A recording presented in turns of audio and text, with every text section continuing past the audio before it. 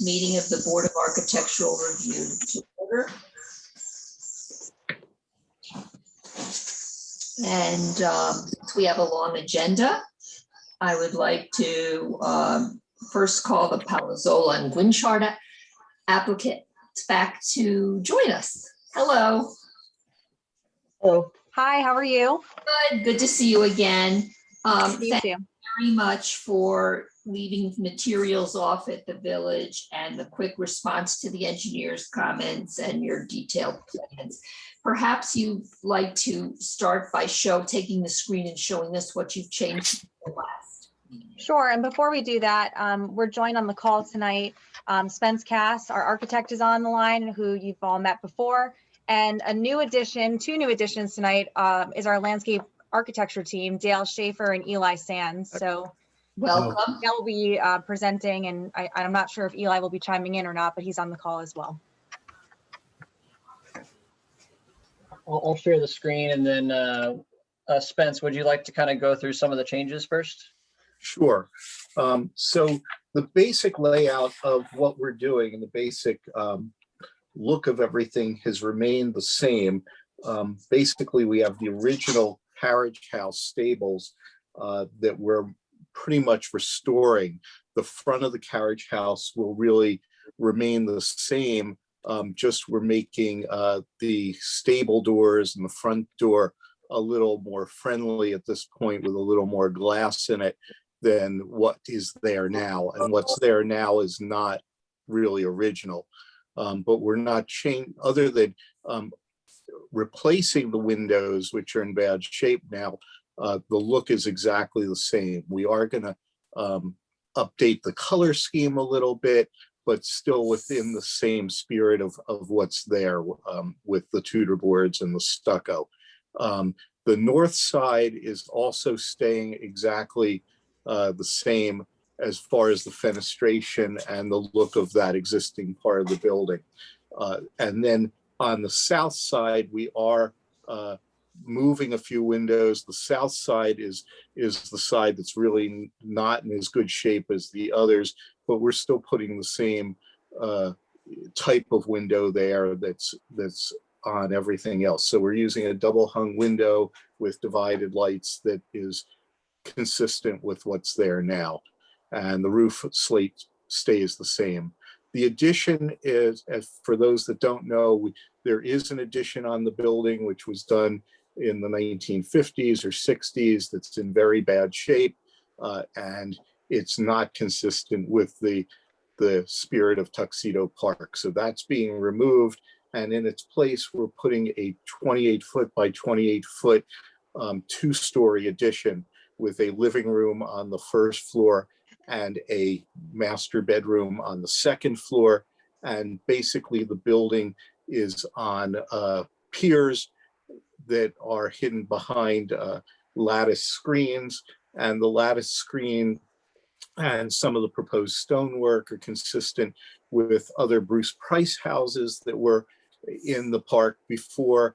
And even the railing design, which we'll get to in a little bit, is also taken from another house in Tuxedo Park that Bruce Price did. The history of this stables is that it belonged to the property behind it, which was the original Van Buren house. The Van Buren house was a total shingle house and one of the first unique houses or cottages by Bruce Price within the park.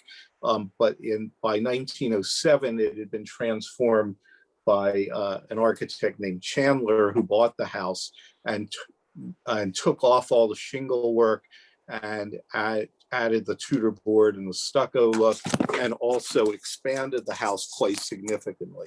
So we've, on the addition, which is set back on two sides from the main house and not really seen very much from the street, we've brought back some of the spirit of the original Bruce Price house and the craft of that by having a mixture of some cut shingles, cedar shakes shingles, and we've also changed to more like picture windows, which are still have divided lights, but they're casement windows on the addition to just differentiate it from the front of the house, which remains restored. We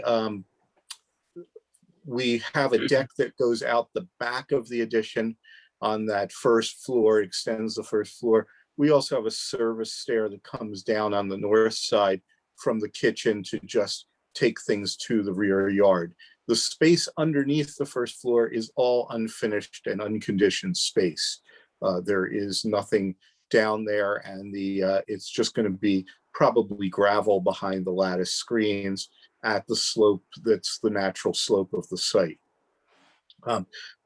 When Dale gets to it, I'll let him talk about the site layout and landscaping, but basically on the south side of the house, we have our driveway, which comes back to the rear of the house. It basically takes the cars off the street. We've removed the large apron, which is not conforming with current regulations in Tuxedo Park. So we've removed that large apron in front of the carriage house doors and replaced it with a small garden and a terrace that you can come out of a den that we're creating on the first floor. And that's landscaped quite nicely. So we're reducing the amount of frontage that the driveway is and just having the 14-foot that's allowable for the new driveway. We've also been cognizant of the neighbors. We're not really adding anything in that north yard, and in the south side where there's a house that's very close to the property line, we've tried to pull that driveway away as much as possible and also shield that house with plantings and trees so that we do not have any headlights or anything like that disrupting the house. And that was a request. That owner was concerned the last time, and we've tried to be really sensitive to that. So on the addition, the only thing that is stucco like the original house is just the chimney that's on the south side. So you can see that there. The rest is the shingles with like wood pilasters that are going to be painted the same color as the Tudor boards on the main house. The trim on the addition is a little thinner than it is on the main house, partly because we want to have as large windows as possible. Really, that rear addition is almost like a big lantern or an enclosed porch rather than a solid wall configuration, and that's why we tried to minimize the stucco on that as well.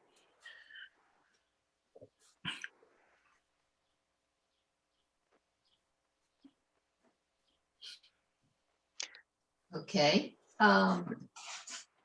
Okay, I can start talking about the landscape. Excellent.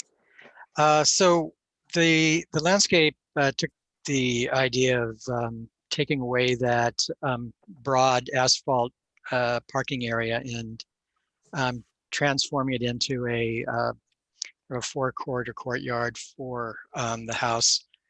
And the approach we took is creating a courtyard that was contained by both a stone wall and a hedge, which is seen quite a bit around Tuxedo Park. And the idea is to keep that hedge kind of at a maximum height of 6 feet, so that it provides some screening for the owners when they're in the courtyard, but it doesn't diminish the exposure of the house to the road. But what it also does is create a lot more greening along Clubhouse Road. So, and within the courtyard, there's a central bluestone patio for seating, and then also a bluestone walk that leads from the road through a gate to the front door of the house. And the planting within that courtyard is a mix of ornamental shrubs, ground covers, and perennials that provide seasonal interest. And on either side of the courtyard are pink flowering dogwoods that symmetrically frame the house. And then there is planting along the driveway, along a pathway that leads from the parking of the driveway to the front door. And along the north and south property lines, before I go there, as far as the landscape lighting goes, all the landscape fixtures will be dark sky compliant and pretty minimal, really, in the way of path lights. And the screening along the north and south boundaries or property lines is really to help screen elements of this project from the neighbors' views. For example, in the south, to add a combination of evergreens and deciduous shrubs, and on the north to screen the driveway. And the parking area around the driveway is approximately about 6 feet below the neighbor to the south, and in elevation. And screening along the north is for screening that neighbor from any sort of utilities that might be on that side of the house. Dale, I have a question if I can interrupt for a second. Sure. So there's a large, I think it was a sugar maple, but I can't remember, large maple. Yes. Is that on your property or on the neighbors? And did it leave to make way for the Norway spruce or? Upon our last site inspection, we noticed that the Norway maple was in pretty bad decline. Okay. There's a lot of dying branches and damage from earlier storms and such. And also any kind of construction that was going to be Right. happening adjacent to it was going to force that tree to decline even further and faster. So it was a concern for both the neighbor and also for this project that tree could become a hazard. So what That makes sense. And the Norway spruce that you're replacing it with will give so much more reliable cover, I would think. Yeah, and also the Great, roots yeah. of the Norway spruce are very expansive and have a lot of surface area, so it would be very difficult to adequately screen that area as well. With the maple, right? Yep. Thanks. I have a question about the,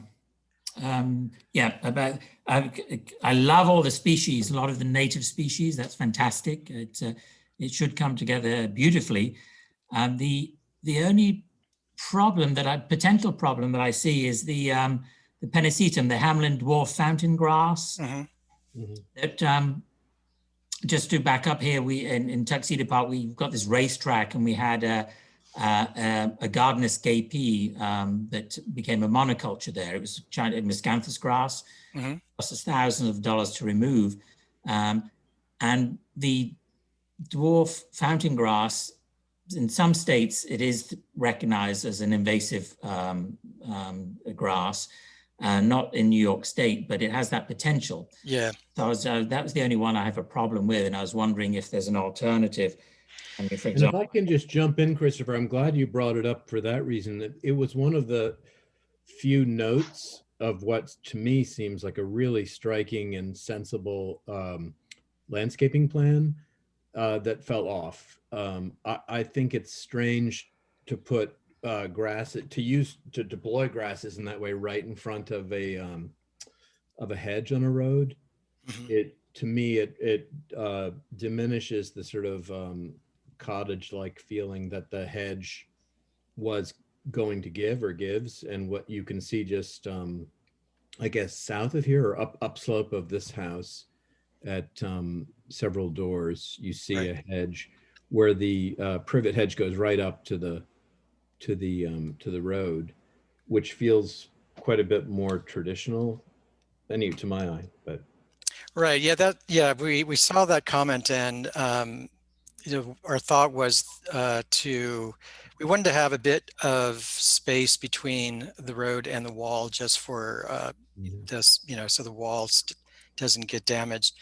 But the thought was that that could also be something that's much lower, like just even if lawn or ground cover, so that the wall is exposed further and still provides that space. As far as the pinacetum, Christopher, um, I understand your concern. In fact, it was also one of our thoughts was where that grass wrapped around along the driveway.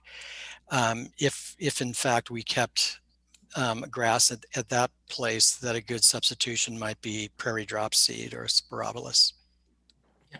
which Okay. is a native here. Right. Yeah. That sounds perfect. Thank you. Excellent. Unless anyone wants to ask questions at this point, or the applicants have more that they want to demonstrate before we get into a further discussion of the engineering letter and the responses, we can move on to that. Were we going to get, Spence, were we going to get a bit of a clearer view of some of the details, or were you done? Sure, with there is a everything, or- sheet in there that has some close-ups of the deck fencing. But it's very Um, helpful to see them in the course of a meeting because The railing, yeah. a lot is thrown at us. In the course So, of yeah, if we go to page 18, there's some bigger drawings of pieces of the railing and so.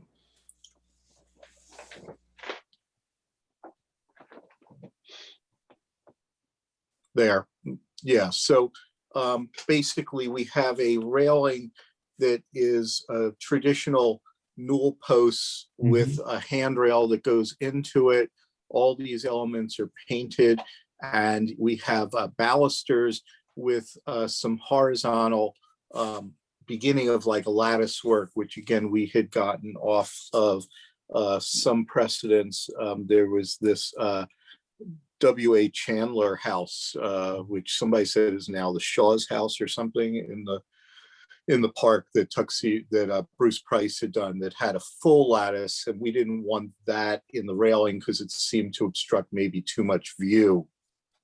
But it is still a very simple railing. And then in the steps that are on that north side, the railing kind of zigzags as it goes down. Each horizontal goes through and then drops down one. So it really has a nice rhythm to it. And Looks so really we handsome. thought this was a nice amount of detail for that railing, yet still open enough to allow view. It looks very handsome. Spence, can you show us a broader section? Yeah, if we go back to sheet 10.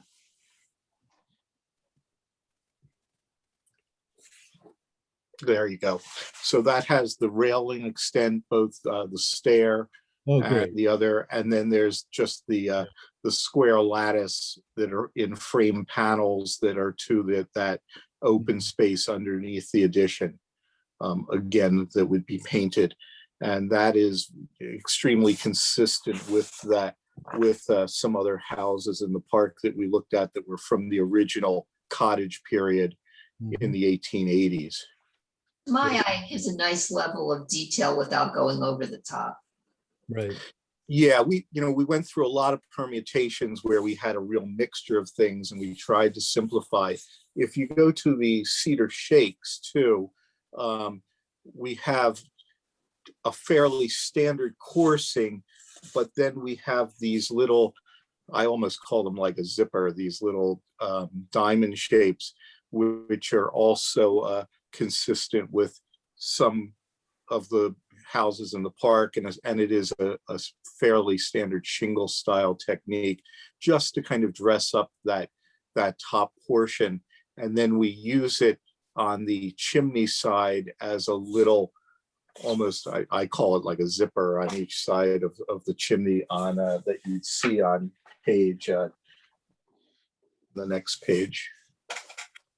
Just for clarification, that detail there, the zipper effect looks great here, which is a little bit different from on page 18, where it's almost like a tooth. Yes, yeah, that's kind of what it's like. I mean, page 18, let's get. Yeah. See, that looks to me less successful than what you know, what you were doing, the other one. And is Can that also- because I of can the, also- Hey, Spence, the I can also amount of add as logo? well. There's the Dutch Colonial that's also at the top of the clubhouse block that crosses with Tower Hill. I don't know the name of the house, but that also has a similar kind of styling with the teeth. That's our inspiration as well. And Right, I so think the execution of the teeth on that house is just a little bit more successful than is it the case in the photograph we're looking at here. Yeah, we'd be happy to look at that and, try and we will probably mock it up before we do the actual installation so that we can get the proper amount of texture and shadow and detail. Yeah, it's a subtle thing. I mean, this looks like a rabid dog. Toothy. Well, Whereas when people the other one, nice. the other one you showed us, your sketch looked Yes. appropriate. Yeah. is simple. Yeah, that just looks like a charming little extra bit versus a Well, heavy. because it's what you're drawing here is one layer, and what you showed in the inspiration is going all the way to town with 3 courses, Yeah, part of that's just the graphic on the drawing, but you're absolutely right. I mean, I would love to get that extra amount of texture. And so we'll be glad to look at that and try and mimic that. And we're working with, it turns out the shingle companies are pretty fantastic in how they can create all this. So we're really looking to their expertise to help us achieve that. And we'll definitely show them the picture of that other house that you But mentioned. usually when people start throwing in shingle style details, they're inevitably seduced by more. And usually the smartest course is to pull it back 1 or 2 Right. layers, as the drawing indicates, whereas the example doesn't. Okay. Question for you, Spence. This, I'm sorry to ask this at a relatively late stage. I think it's very appealing, the flat roof. I'm just wondering about if there's a good southern exposure there. Is that correct? Yes, south and west. Yep. Okay, so you don't have to worry about too much snowfall. And is it raked some degrees, or? Yes, it is. It actually goes side to side rather than front to back. So it has a slight little peak, and the cornice there actually is a slight little parapet. It is just a 1/4 inch per foot or whatever. So for all intents and purposes, flat. It is meant that there is a chance in the future. The attic of the main house is quite large, and there is a chance that they could add a dormer on the back of that and have access to a roof deck up there in the future. It's not something that's planned now, but that was part of the impetus for doing the flat roof or that shallow slope roof. And also it leaves us from having to match the beautiful shakes, the slate roof shakes. Or to kind of intervene on the existing roof. Right, exactly. Yeah. And are you sheathing it in copper or steel? Yeah, so all the downspouts and gutters will be copper, matching the existing house. And most of the existing downspout locations are staying on the main house. And what we're doing, we're just having copper gutters on the 2 sides, and then they come down in the corners and around the chimney to go down below the deck level and collected down there. So great. So it's a very minimal amount of guttering, luckily, that we have to do, but all of that will be in copper, and we're staying very consistent. Most of the eaves and details on the main house are very flat now. They don't have a lot of molding or detail. They're kind of consistent with a stable service kind of building. And we're pretty much maintaining that in the scale and proportions and and not adding a lot of frilly molding or anything. Mhm. And then it'll be painted the same way as the Tudor boards and eaves of the main house. Great. Does anyone have anything else to add before we have the applicants provide their responses to the engineer's report? I think some of these have already been addressed and we know the variance has been received. I have a question about the HVAC on the plan, but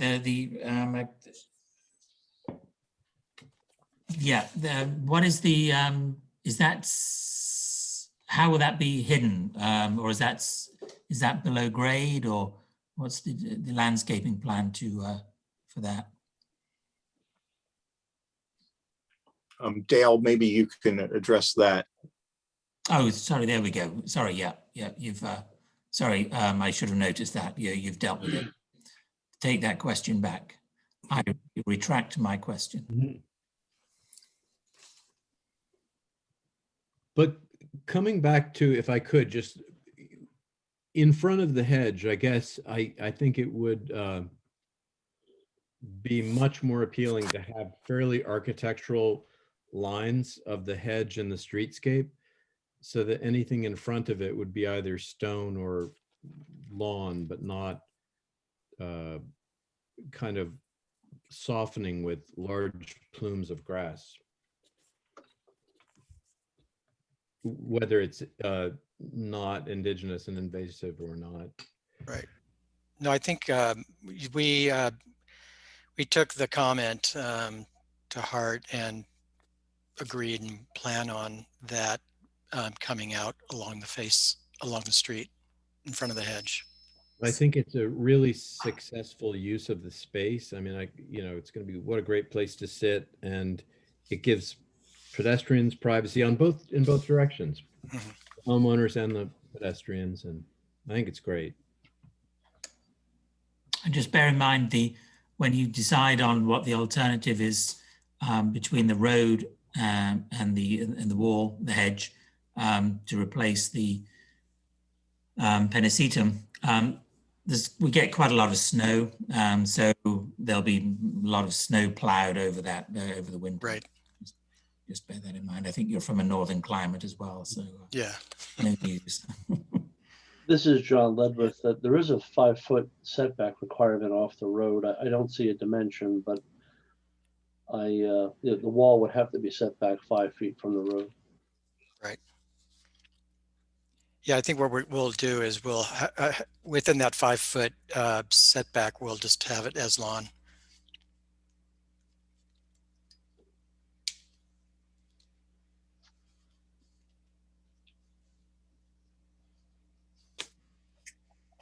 Well, what a great presentation.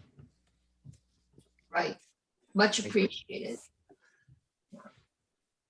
Okay, Thank you. so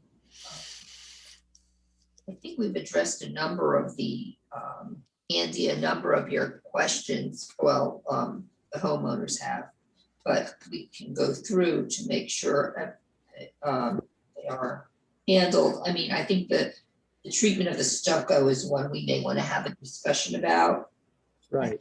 Discussed the landscaping plan pretty thoroughly. Yep. Yeah, and I saw that while you were going through things on your L100, I see that, I picked up the light fixtures on there. So that was comment number 6. So yeah, I think 1 and 2, 4, 5, and 6. Definitely we've dealt with the stucco, like you said, Sheila. We had comment number 3 was, that you should discuss repairing, replacing existing stucco as needed. I just thought that it would be a concern of, well, it was of mine that that there may be some difficulty in, kind of matching up if it's just repairing certain sections. How do you get it to look the same?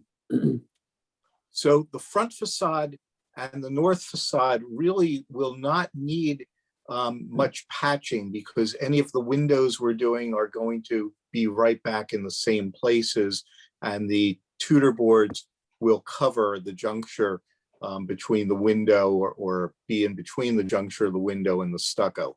So we don't see any real issue there. The south side, we are moving some window openings, but we're going to basically redo the stucco across that whole side facade to be sure it's consistent with the other ones.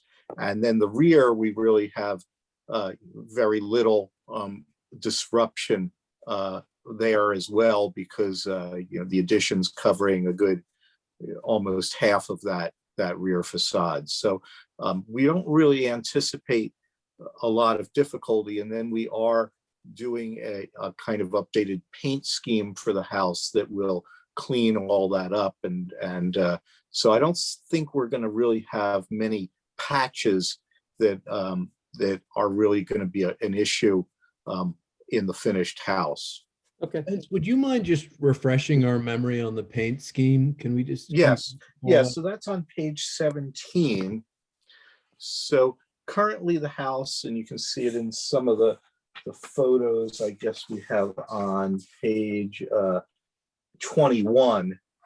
So there is the yellow beige stucco right now is a little more intense than what we're proposing, and the Tudor boards are very dark brown right now. We've looked around the park at a number of houses, and John Ledwith has helped us kind of look at some of those homes and talk them as well. And we're just trying to lighten up the scheme a little. So the sailcloth is a little less yellow stucco color. And then we've taken a little bit of the brown out of the Tudor board. It's still a medium to dark color, but has a little more gray in it. We've used a warm gray rather than a cold gray, so it has a little bit of the brown or red in it rather than a bluish gray or a cold gray. So we just think it's going to look a little brighter, a little fresher than the existing there. And it is a consistent scheme with some other houses in the park. We want to do some big samples and so that we can actually see it in different conditions, see it in the sunlight and see it on a cloudy day. We rejected a scheme that was a lot colder gray and a much whiter stucco because we felt that would look a little too cold on winter days and on cloudy days. So this looks very handsome.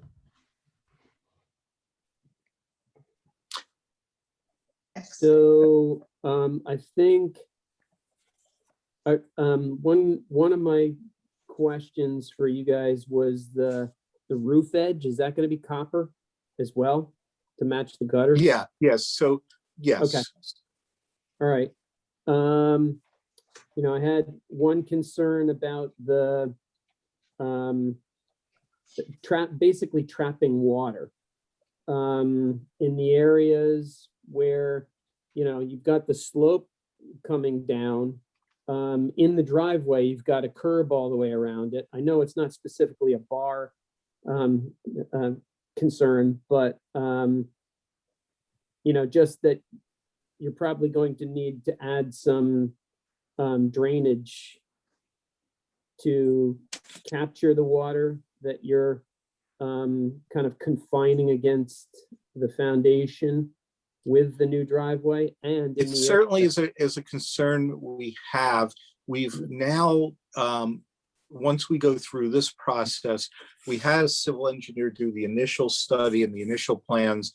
Now he's going to take these final landscape plans and just refine those aspects. So drainage is always something we're very concerned about.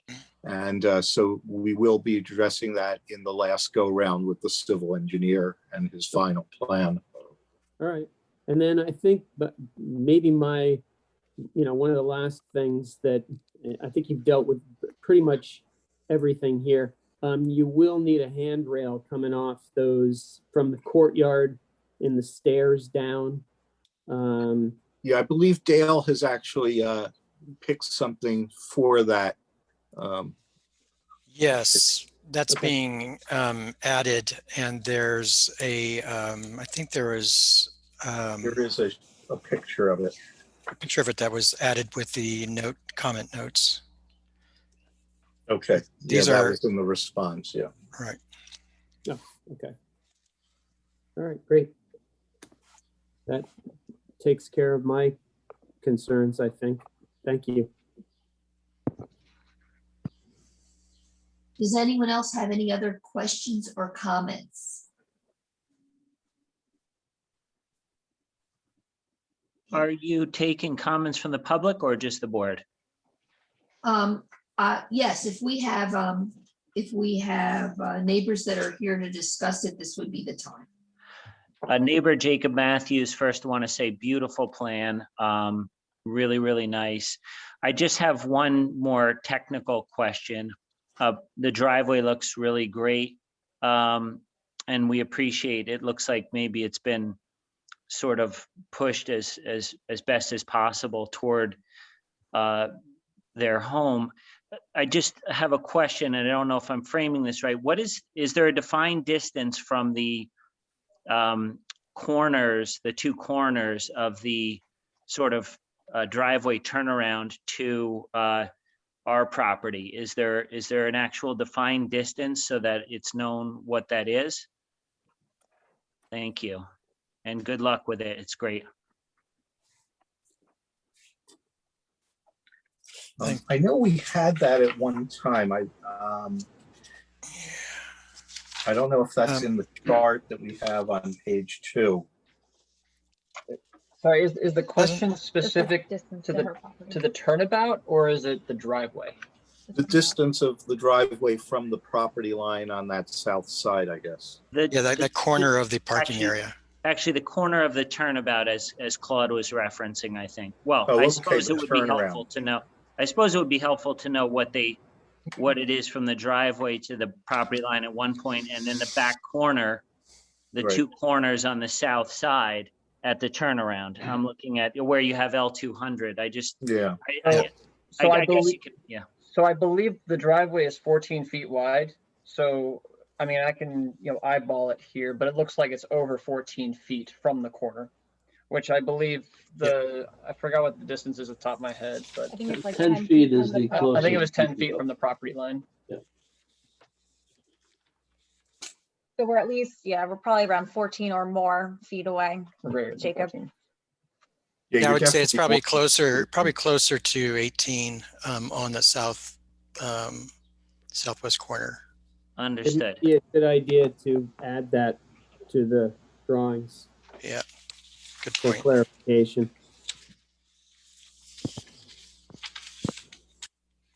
Does anyone else have any questions?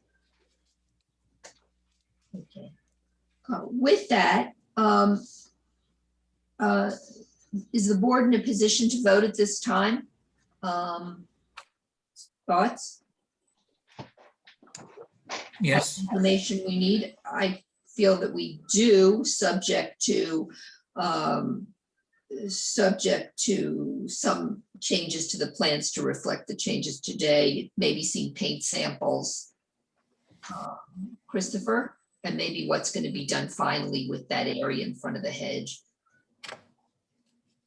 Yeah, I think it seems ready to me.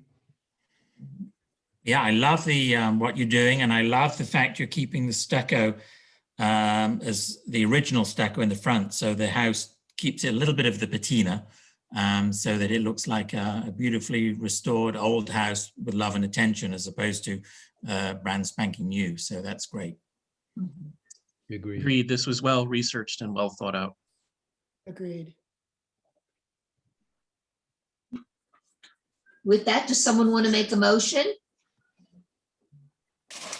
Like to make a motion to approve the Palazzola Ginchard property, section 107, block 1, lot 33 at 66 Clubhouse Road with the plans number L001, L200, A200, A201, A202, A203, L100, L300, L502, L501, L500 again. With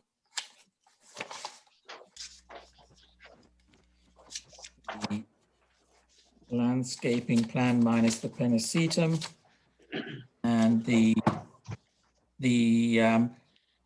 paint was agreed. It was the sailcloth 0C142. Is that correct? And 1476 for the trim. The red cedar shingle, squirrel tail again, and the front door, the cognac mahogany, and squirrel tail for the rest of the facing doors. With anything else to be added to that? Yes, Christopher, if you could just refer to the last revised date on the plans that you read so we know which set we're dealing with. And the last revised date was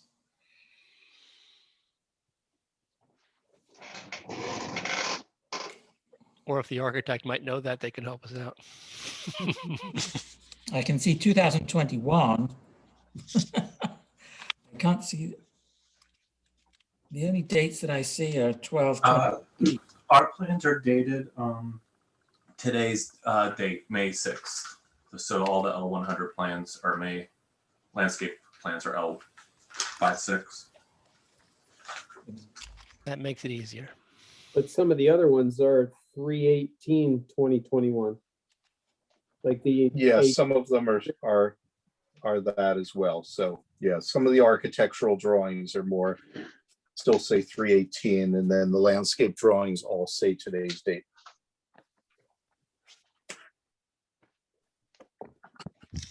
Were there any conditions on the proposal?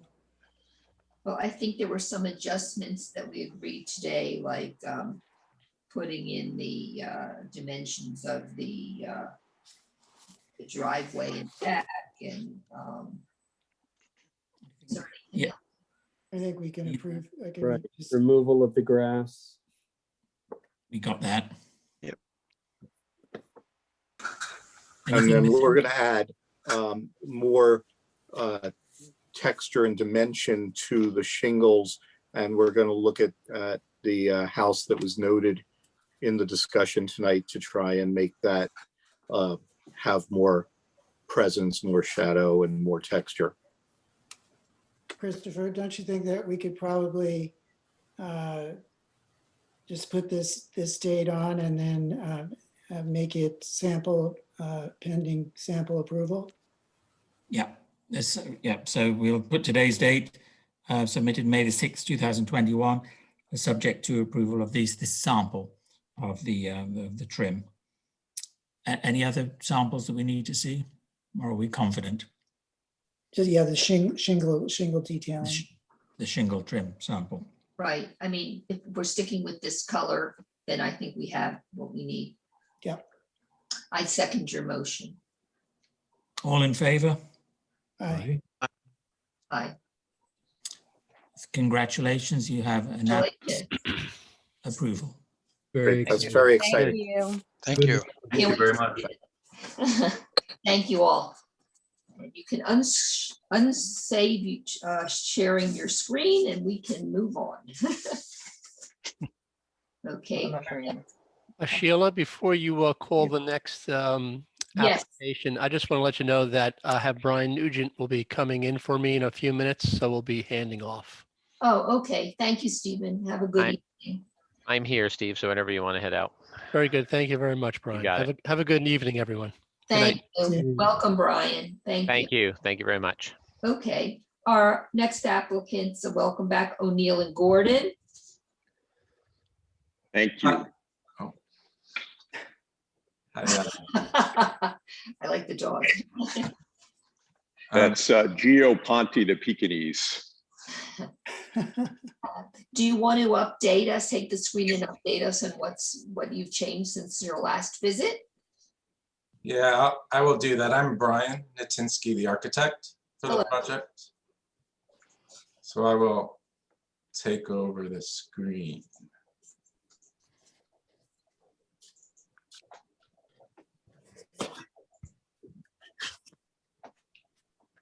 Can you see my drawings? Yes. We can. Okay, great. So just a quick recap. The project is a renovation of an existing house. No additions, but modifying the exterior facade and fenestration, etc.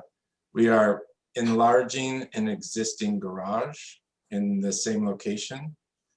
We're adding a proposed greenhouse. And we're replacing existing piers at the entrance from Westlake Road with new piers and gates at both entrances on the curved drive. The first change that you'll see on the site plan, in response to the comments from our last presentation, is regarding the garage. So what we did is we reoriented the garage so it's no longer then facing Westlake Road, so that the entrance to the garage is the same as the existing garage facing the house. And so the short end of the garage is now on Westlake Road.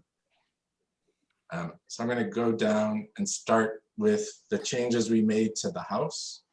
So one of the first comments that we received was the type of windows we were using. So we had originally proposed steel windows at the front elevation, and then changing the windows as you go around the house to aluminum, although keeping as close to the profiles of the steel as possible, which is possible. But what we're proposing now is to use a steel frame window all the way around for all the new windows on the house. And the front facade is pretty much as it is, although we've made one change which did not make it into our submittal set. This is something that we had decided on in the last couple of days that I want to present now and get your feedback. And that has to do with to the north side of the house. If you look at the top drawing, there is an existing fireplace and chimney. And what we're proposing is removing that. So you can see, excuse me. So you can see down below at the new elevation,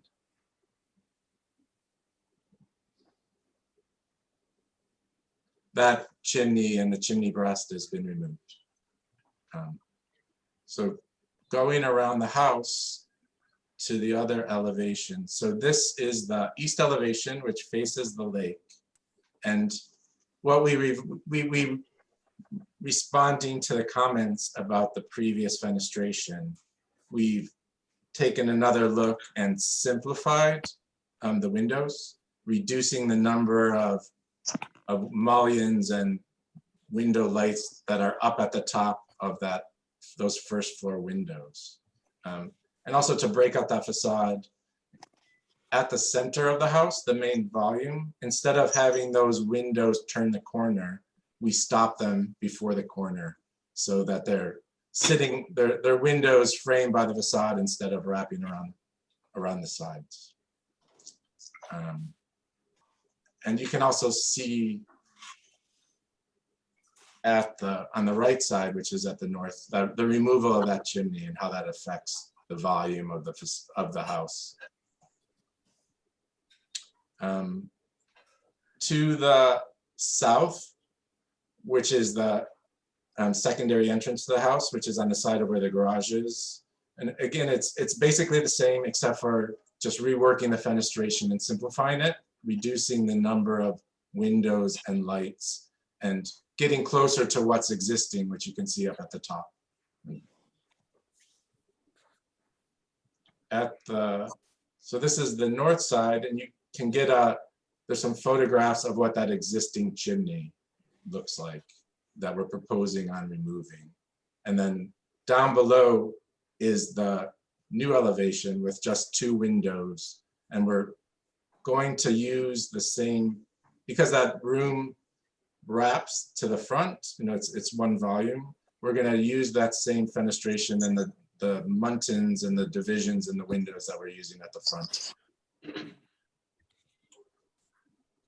So for the garage, so what we've done is we've not only reoriented towards the house, so the cars and you enter into the garage facing the house instead of the street, but we reduced the size of the garage as a whole.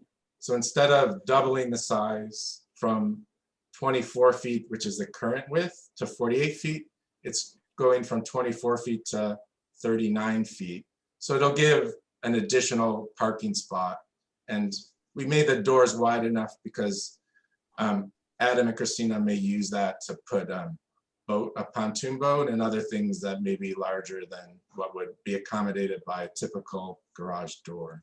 But we also, instead of having one door that is for 2 cars, we reduce the size overall of the other 2 doors to match the scale of the existing and reflect more the feel of the existing garage.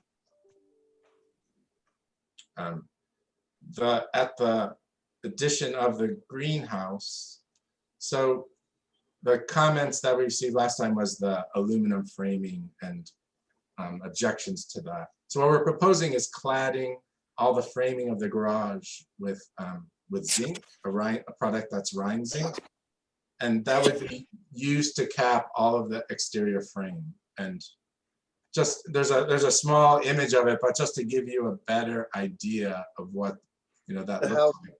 at the very end of Westlake, I'm at sorry. the end of Mosquito Lake, it's on the lake. Oh, You know what I mean? down the south side? Yes, On the west side, the south. west side. End. All right. Hmm? All right. You know what I'm talking about? No, but that's okay. Well, there's only one house that's on the lake. If you're going south on Westlake Road towards the golf course, before you get to East Lake and Westlake meeting, on the lake side, there's only the one house. It's a little house, right? No, it's relatively. I'll figure it out. I can show you a photo of the house to give you. Yeah. So this is the existing house. Wow, a lot of lighting. Yes. So as you're coming from through the south gate and you veer towards the left on Westlake Road, it's the first house on the lake on the right side. Was it the one that had a blue tarp on it for a while? Yeah, it's a swamp. A blue tarp? Oh, I didn't even know that. Did they hear me? Yes, there was a fire where I think where you're removing the chimney place, there was a fire and there's a blue tarp over it a few years ago, yeah. Yeah. So the material that we're proposing that will clad the exterior framing it's a zinc material that it's already pre-patinaed, so it already has gone a little bit gray, darker gray, which is what happens with zinc as it ages. But so this will be what's on the outside of all those individual members that are framing that house, the greenhouse. What was the name of the product again? The material is Rhine zinc. It's I'll show you. It's actually quite a beautiful. It looks lovely. Yeah. I have a hard time getting a feel for it. Is there any way you can get a sample? Just the garage. Yeah, definitely.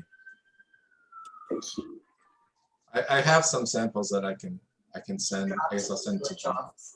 Thank you. That would help. Okay. Thank you.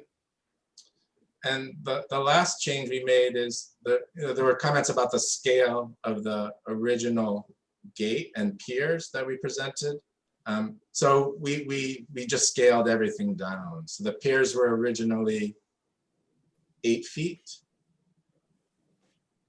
And we've reduced that to 6'8". And we reduced the width of those piers from 3'6" to 2'6". So just bringing everything down to a scale that I think you may be more comfortable with at this for the house and the relation to the road and all of that. Well, we do appreciate that you have been trying to address our concerns from the first meeting and providing us some options here. So just trying to get a feel for them now. I know you have a number of variances to get, but I'm glad you're following up with us so that we can evolve with you in the project together. Yeah, of course. I mean, we want to keep things moving and be responsive to all your concerns. Okay. So those are the changes that we're proposing from our original design. I have a question, Brian. Sure. Can we look at the elevation on the garden front, on the lakefront? Yes. So I see that you made that change that you mentioned in the center core of the building at the very edges, bringing more masonry and stucco, right? Right. Rather than having the windows wrap around, right? Yes. I'm just curious about the decision not to do that on the other two. Right. The feeling, in a way, it was. First of all, it's about those views too, because when you're close to the lake, it's opening up those corners for the long views along the lake. But it's also, I think, helping to distinguish the main volume of the house to these smaller elements and treating them a little bit differently. Mm-hmm. And I think I might just add one more point, which is that if you look at the existing condition of the house as it is currently, those windows do fall to the ground.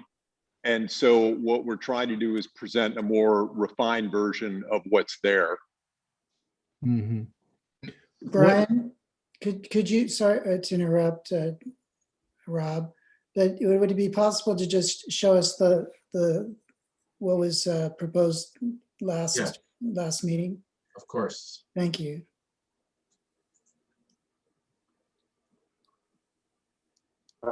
Technology, huh?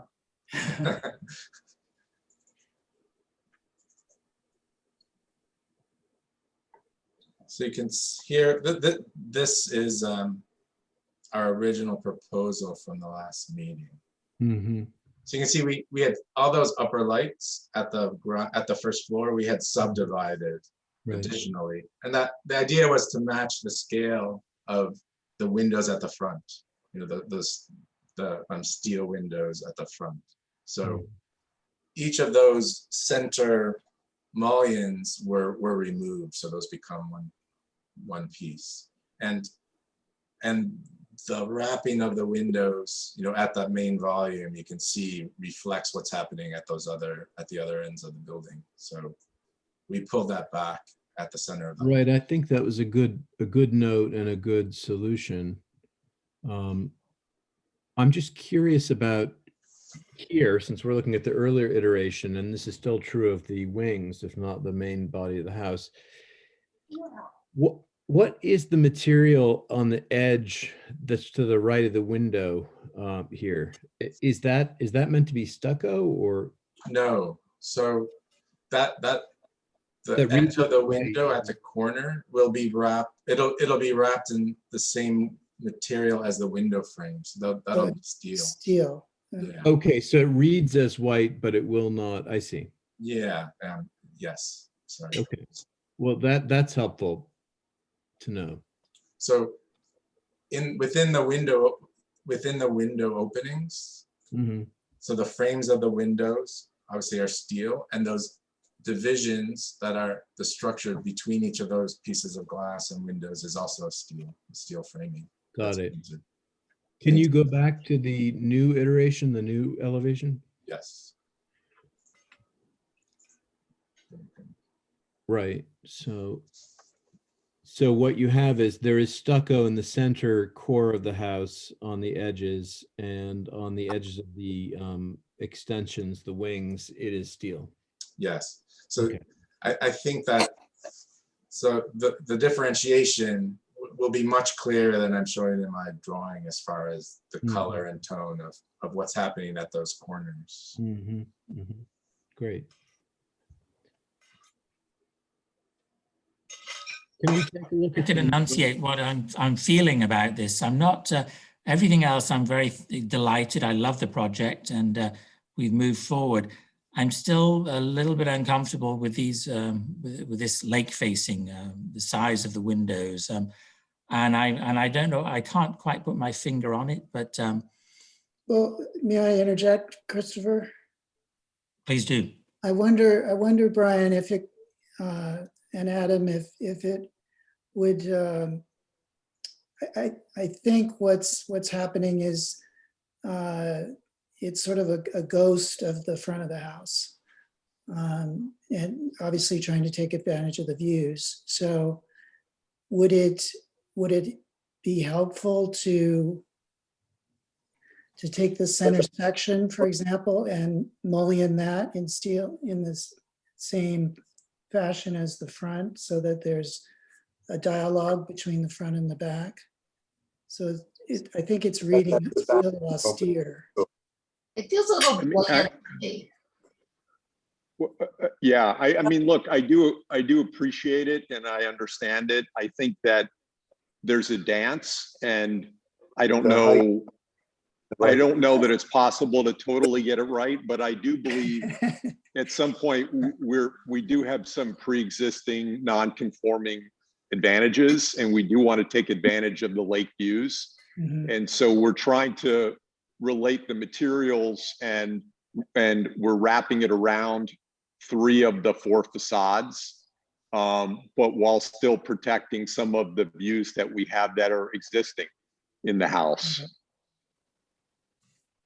Yeah, I mean, I guess my main comment is, just following up on Adam, is what's really makes this house special and makes it really spectacular is the proximity to the lake and being in those rooms. And it just, it seems like that to subdivide the windows more, it hurts. And we're trying to avoid it. It's just, you feel so much part of the lake and the site. It's really stunning. So that's kind of, steering us towards keeping it as close to the existing house and those big windows that they have on the back, and trying to not break it down too much. I understand. Yeah, we tried to listen attentively to you. And I think, for example, if you look at the living room elevation, we removed a sort of asymmetrical chimney and we introduced the front steel windows because we wanted the house to feel more compatible, but also we're worried that with the greenhouse there that people could look over, and we wanted to make sure that the view was comfortable and it was relatable to the front facade of the house. Very successful. Yeah, very successful. Speaking of which, can we go back to the front facade? The elevation? Sure.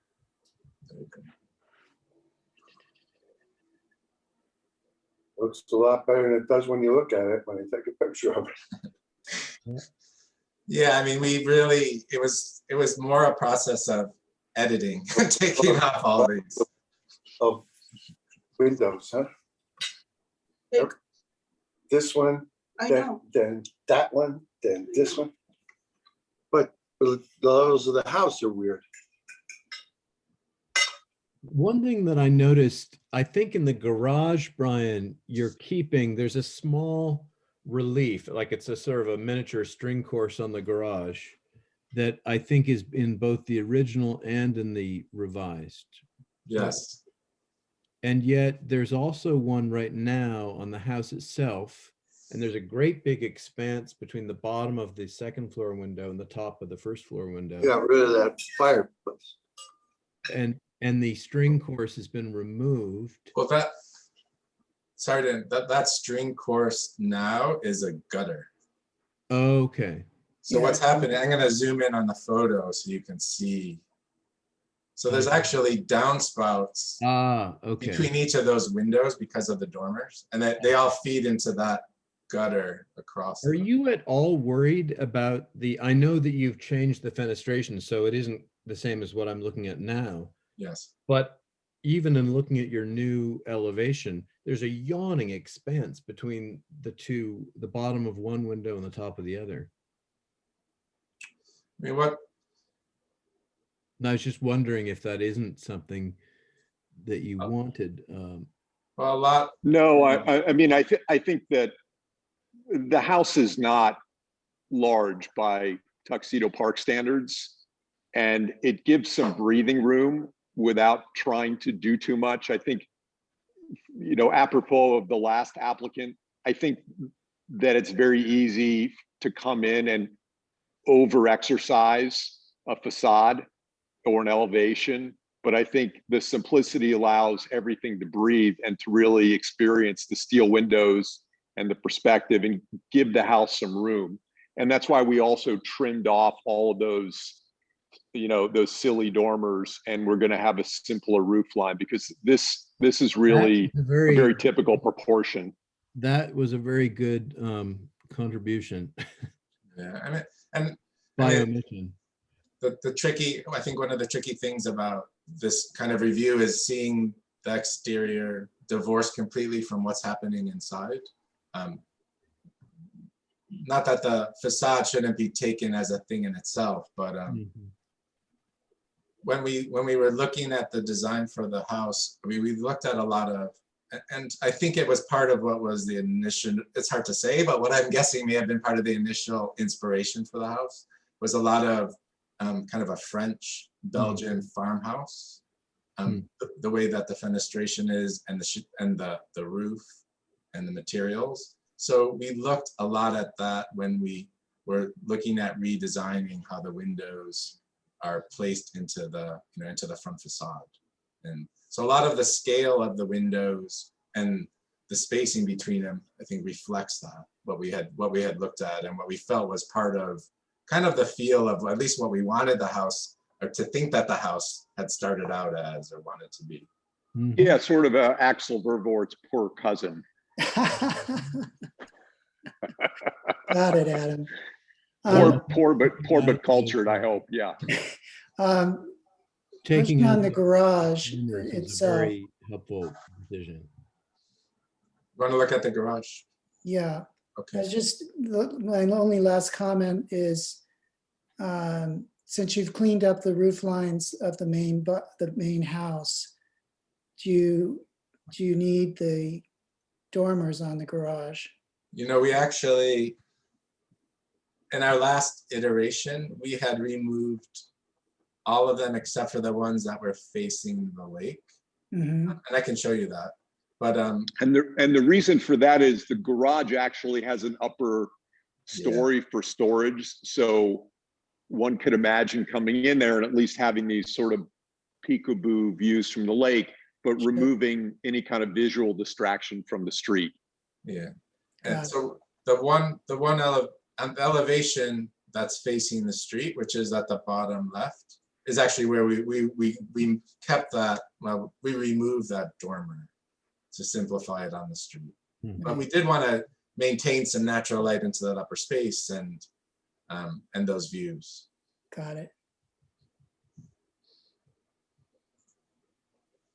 Does anyone have anything else, or there's still a number of, but we can't take any further action today, but I hope we've given you some guidance to. I don't really know that I feel like I have guidance. What do we need to do to get to a vote and an approval?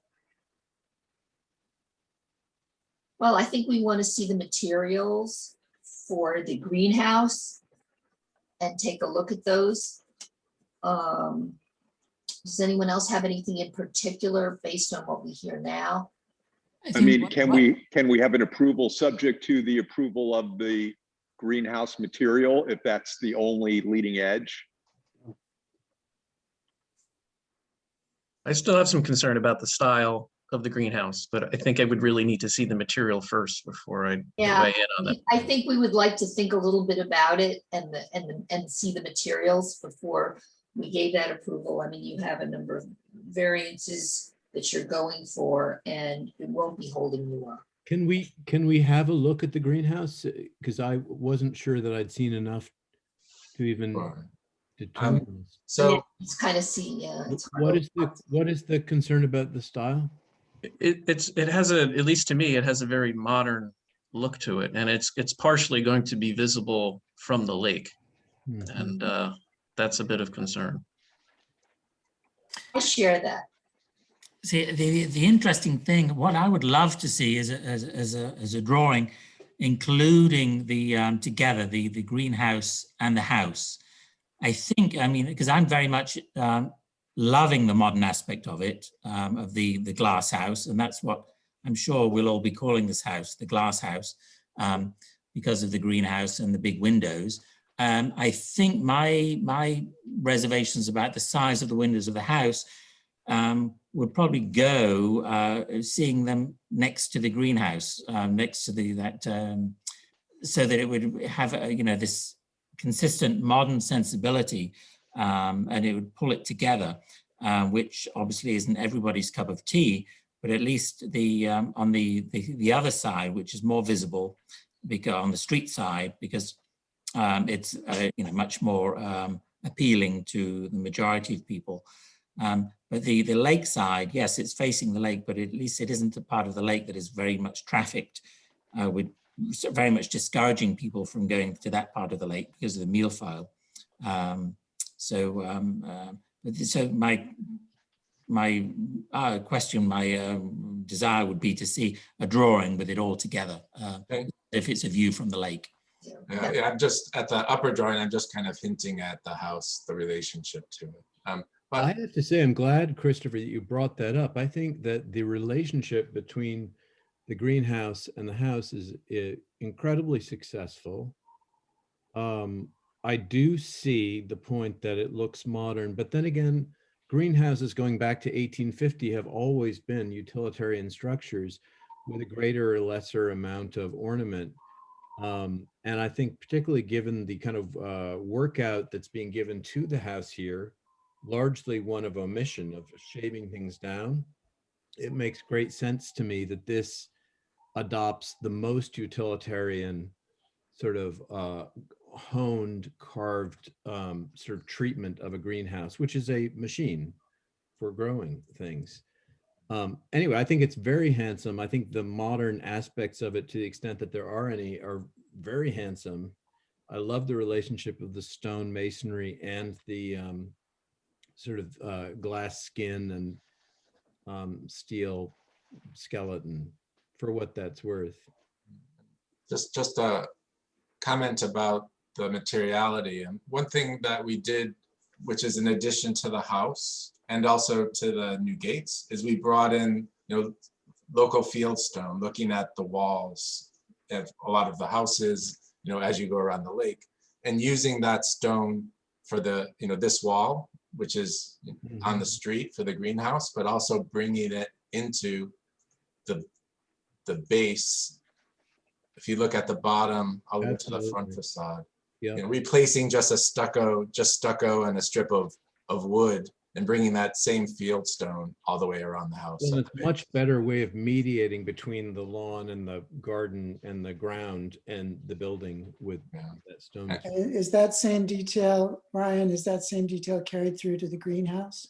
Yes, that stone, the materiality and the treatment of it is going to be the same material and, of that whole long wall of the greenhouse. But it doesn't wrap the actual. No, it doesn't. It does not wrap.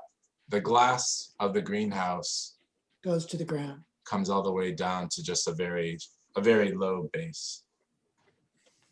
Which could be, the base could be, on the exterior could be clad or be made of that same fieldstone, maybe a nice way to tie it together. I think that would be really successful and I nice. thought that's what you were saying, Brian. Yeah. Yeah, I mean, just this very low base, right, on the Yeah. raised side. And also, if you look at the plan, where the plan and the whole floor and an extension of the greenhouse that's open, towards the left, towards the north side, is very large pieces of that same stone for the floor. On your elevation drawings for the greenhouse, on the road side, you show the slope and the stone wall. And on the opposite side, there's no slope. Is there going to be a retaining wall at any point, or should there be a slope on the right side of your greenhouse elevation east? So this on the facade of the street where I'm showing that kind of hill and that slope. So that's an existing feature. Right. But it's actually, this is cut, this section is cut a little bit away from the wall. So showing that, as you're driving by on the street, a lot of that wall will not be visible, but as it approaches the actual wall, it slopes down maybe another foot and a half. So, but you do show on your site plan, yeah, the grade. There's no the site plan on A002 indicates topography going up on both sides. Yeah, let me, So that the east side should also show a slope, unless you're proposing to alter the topography there. You're right. As you get to the end of that terrace, Right. that kind of open spot, it should be shown to be sloping down further On the right side. on the of right the side. Yeah, East elevation, right. yeah. That And should then be, I know Christopher was asking for, Christopher Gow, to see these two, the house and the greenhouse together. What might also be beneficial is to see existing and proposed planting as well. Because from the aerial view, it looks like you've got a lot of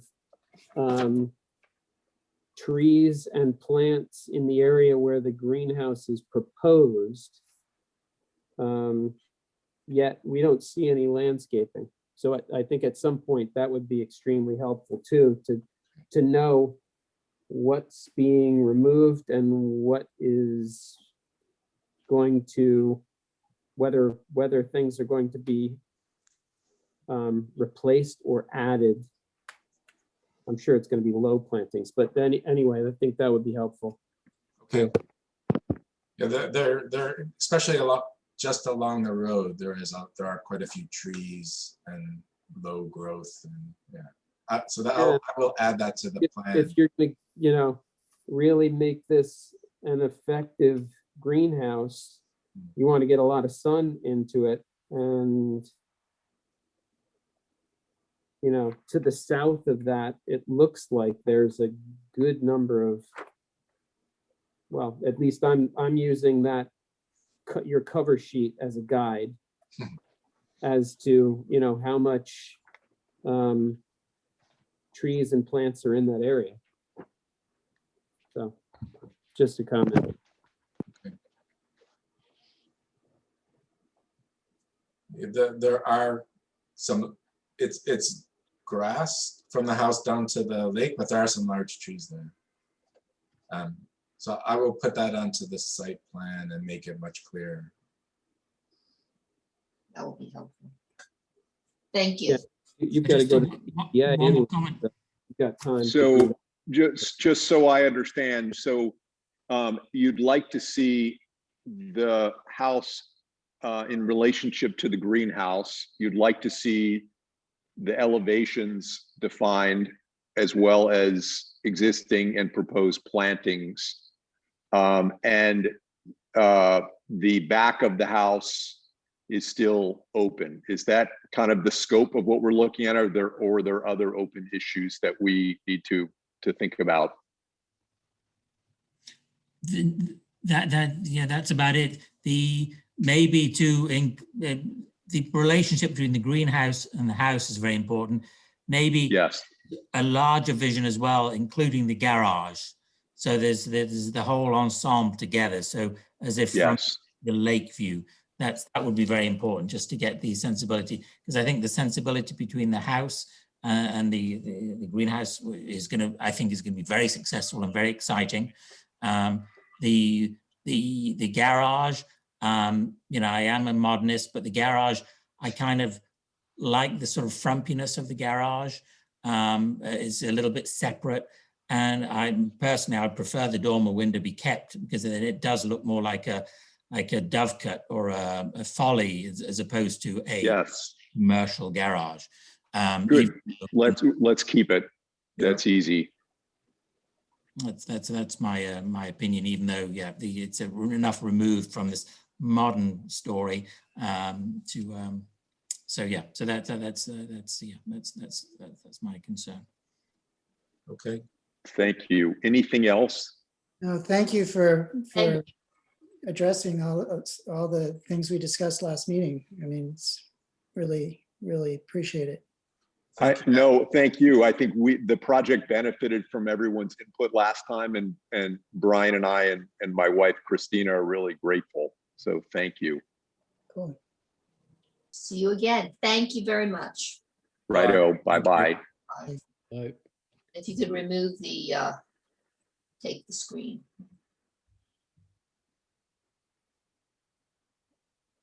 Okay, the Farmary application. Yes, so this is, can everybody hear me okay? Yeah. Yes. This is actually the Francis Farmery residence. I'm Jasmine Francis. I co-own this with my husband. My husband is an architect, and so he usually would be doing these sorts of meetings. I am the surgeon of the family, so please bear with me. I would like to share the screen if I could be given permission to do so. That would be terrific. All right, can you see this okay? Yeah. Yes. So here is a plan which demonstrates more than what we wanted to address and focus on in tonight's meeting. What this shows is our bigger picture future plan, which includes the potential for a pool and the potential for a tennis court.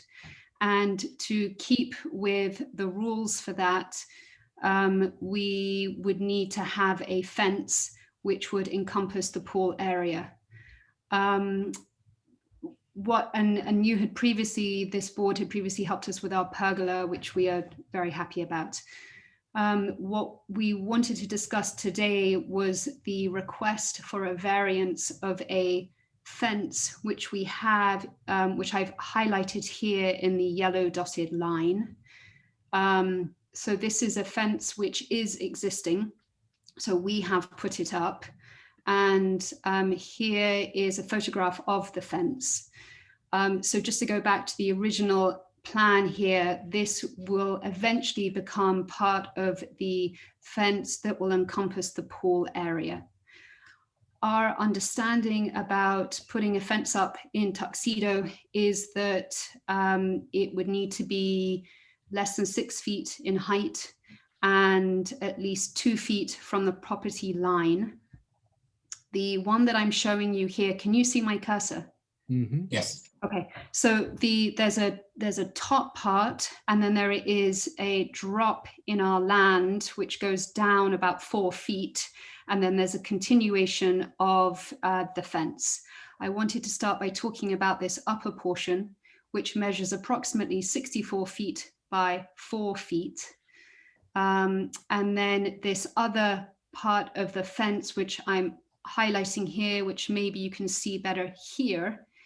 This portion of the fence is 8 foot by 8 foot. And this is the portion that we would like to request a variance for, because we know that it's 2 feet above what is stipulated. I can go into details of why we would like to do this. Is this a good time for me to explain that? Yes.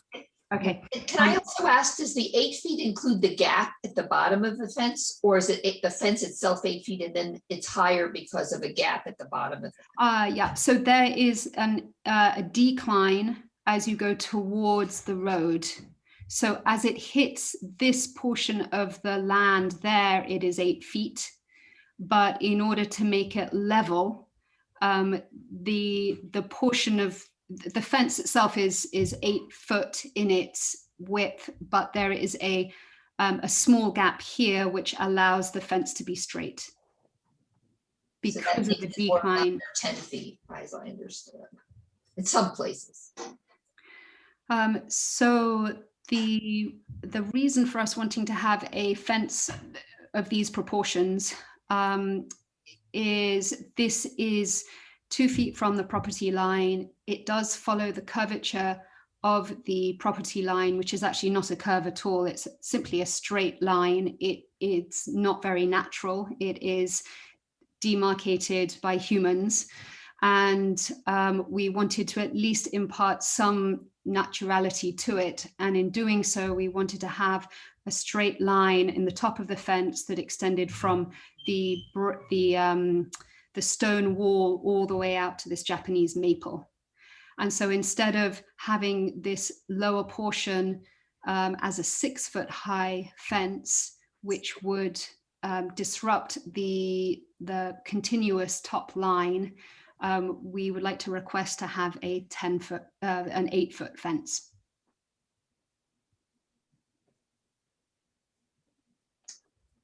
And so John Ledwith, Yes.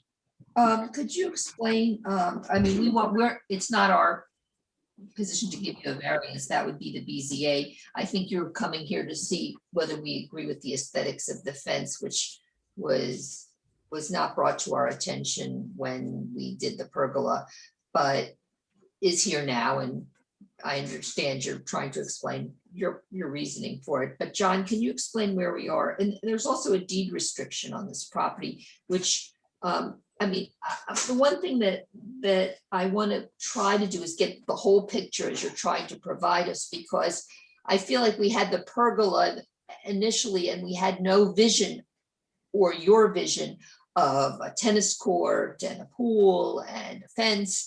And I don't want to feel that as we go along here, we're giving you piecemeal comments back, so you feel like you're never done with us.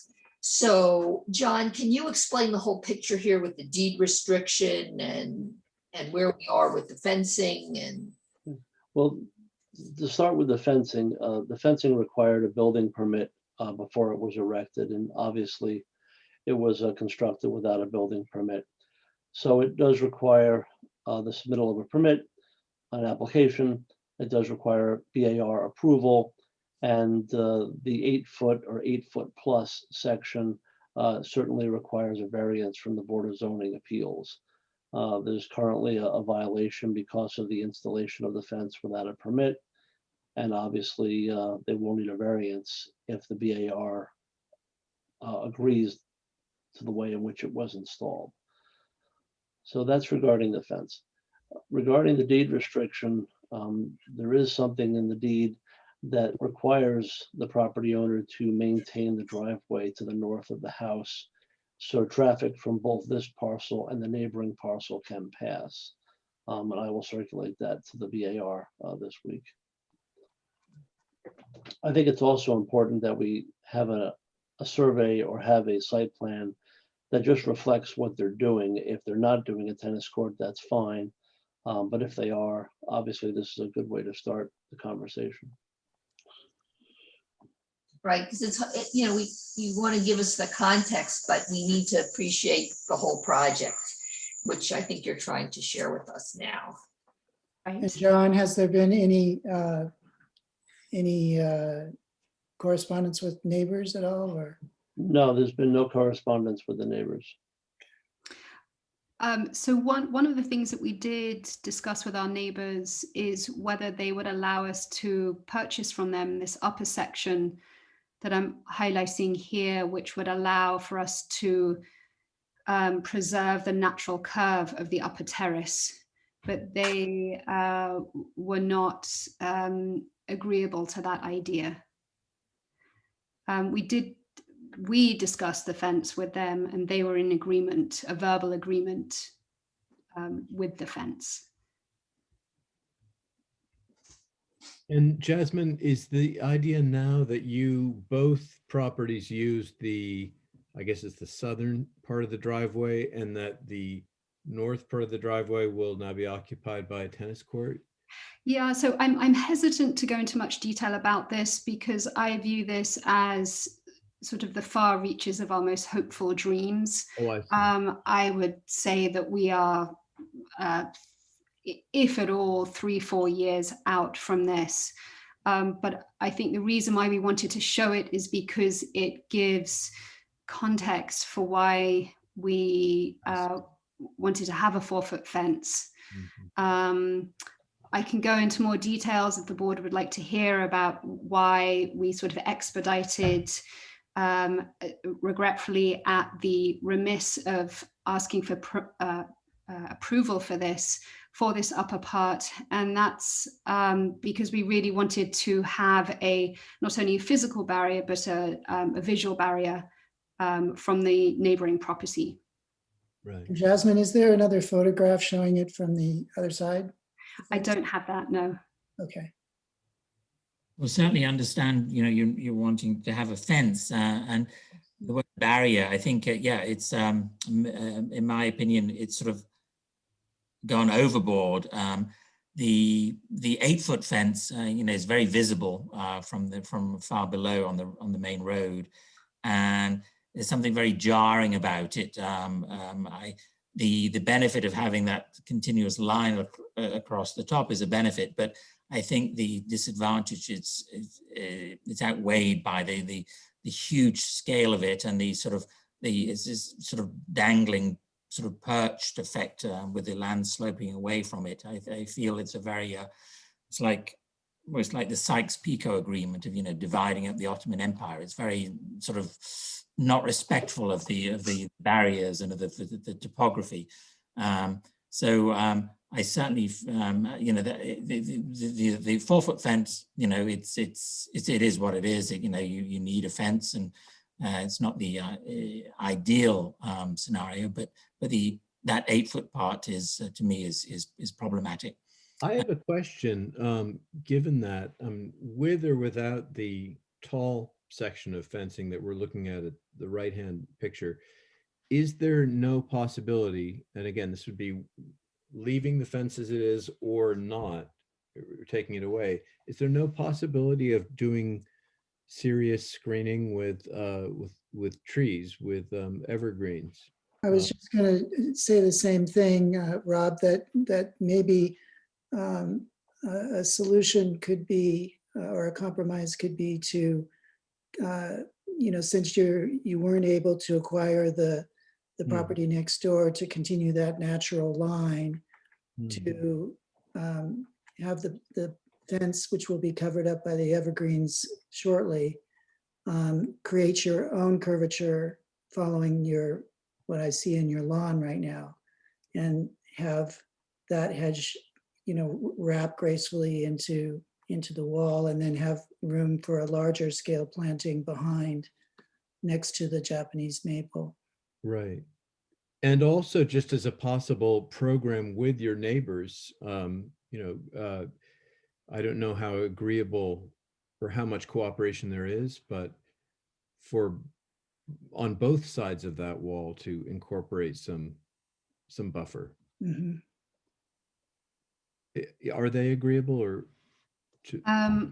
When we had discussed planting, we had specifically talked about it in relation to what we would see, and asked them if they were agreeable to that, even though they really would only visualize the tips of the trees. They didn't express any desire to do anything on their side of the fence. Oh, I see. But I don't know if we sort of really specifically asked them, because Part we of the were sort reason of, I ask that is not to be, a nosy neighbor even further removed, but just that the sight line from the road that Christopher Gao is talking about, and I think Christopher Boshiers as well, I think really it has more to do with what is planted on their side of that fence. That's why I was asking. so it sounds like there's an appeal to soften the garishness of the site of the fence from the public road. And that would involve planting. I think Christopher Dow, when we were talking about our pergola in the past, you had kindly sent us some references for trumpet honeysuckle and Japanese wisteria. Or are we American talking about wisteria. which one? American wisteria. Okay. All right. American wisteria. Or are we, so we could incorporate that. We could include taller, these are green giants, so we could offer that. I mean, just go to photograph number 2, if you could. That's where you see, because it's in the previous photograph, it just looked like one piece. There you see double trouble, that it's, really quite massive. That's the concern that I have. And to hide that is a big task. And I'm just wondering whether, yes, you want privacy, but is there a way of making it less visible? Almost, I don't know, almost like a lattice-like, that then the evergreen would give you the privacy.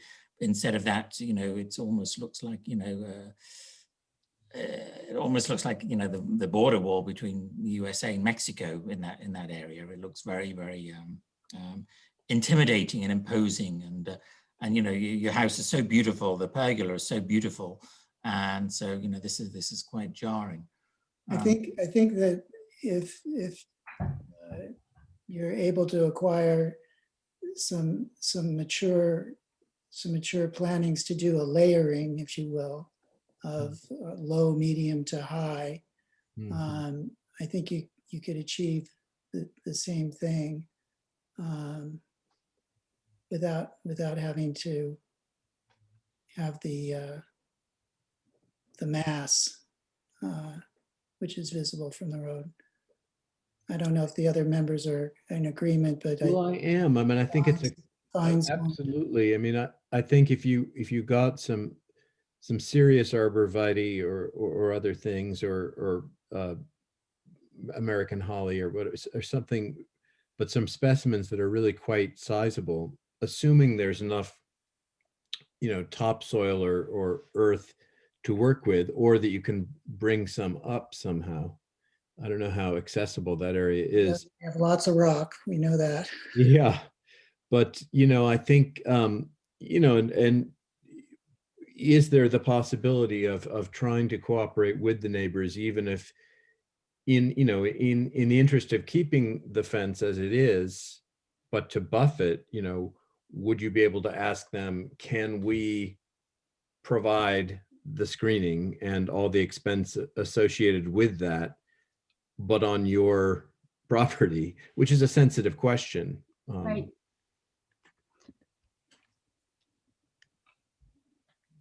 The other thought is it possible to reduce it to 6 foot instead of the 8 foot?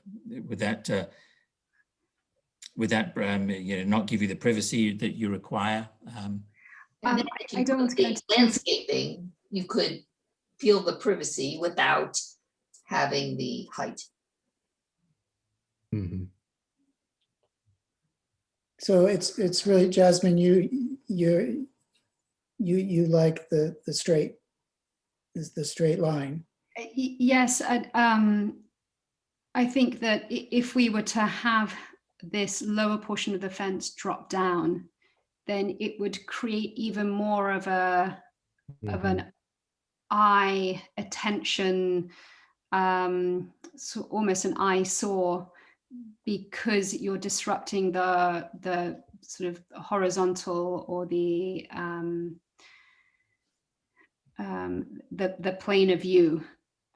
So it's, And this is a very bold question, but would it be a significant loss of privacy if the as you can tubing- tell, I am struggling because I don't want to, I don't know if this is the right venue to be giving details about the activities of our neighbors.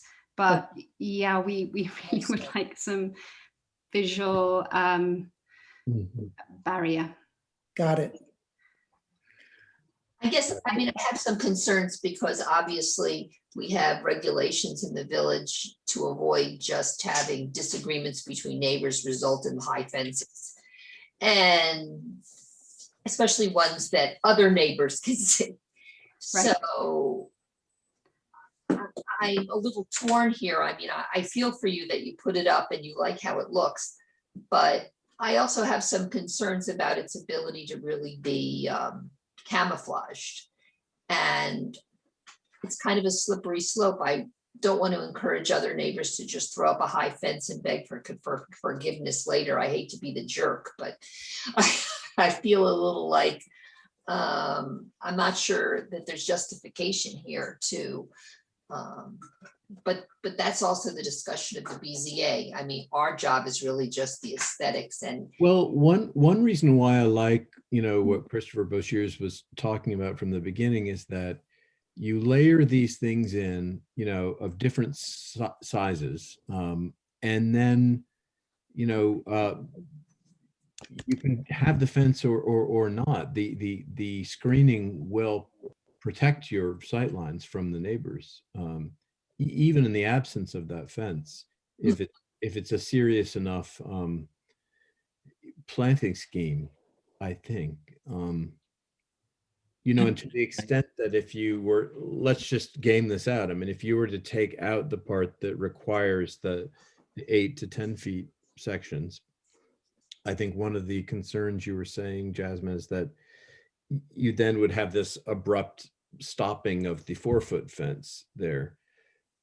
But if you brought the planting in, as I think Christopher was saying, in a little bit and then layered and then had some rather massive plantings below, wouldn't it give you essentially what it is you want, which is privacy? And you bring the continuity from the low side over. Yeah. So the idea is to generate a visual barrier through plantings and foliage. Well, basically following your lead, because you've already started with these arborvitae, I think they are. And I only know them as green giants, but I'm sure you know the Latin. green dwarves, but they wannabe giants. You're in danger of being stepped on by a dwarf. But I mean, you've already started to do this, but that seems so sensible. Okay. All right. And I think it would be easier with the zoning issue. And I think, I mean, personally, I think my opinion would be the compromise would be to lower it to the 8 foot to the 6 foot, and then rely heavily on the landscaping to get that extra height that that is important and desired through the landscaping instead of this So from the road,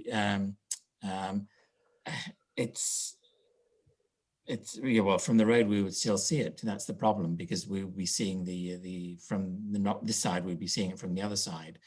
So that's not going to work, is it? It's still going to be very jarring, unless it was brought, the fence was brought a little bit nearer to your side and you plant it on the other side, but it's still being on your property. Mm-hmm. Mm-hmm. That's the dilemma. It might be more expensive, but what about a rock base at the bottom of the fence and kind of continue that rock wall that you already have there? I think it would definitely break up that kind of monolithic look of the tall fence. Interesting idea. I like that.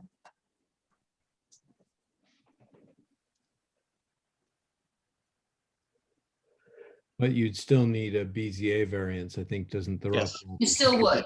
You Yeah. still would. I mean, I That's think- your option. I think all of us are leaning towards the same thing, and is that the softer approaches that the greenscape, you're going to meet with a lot less heartache.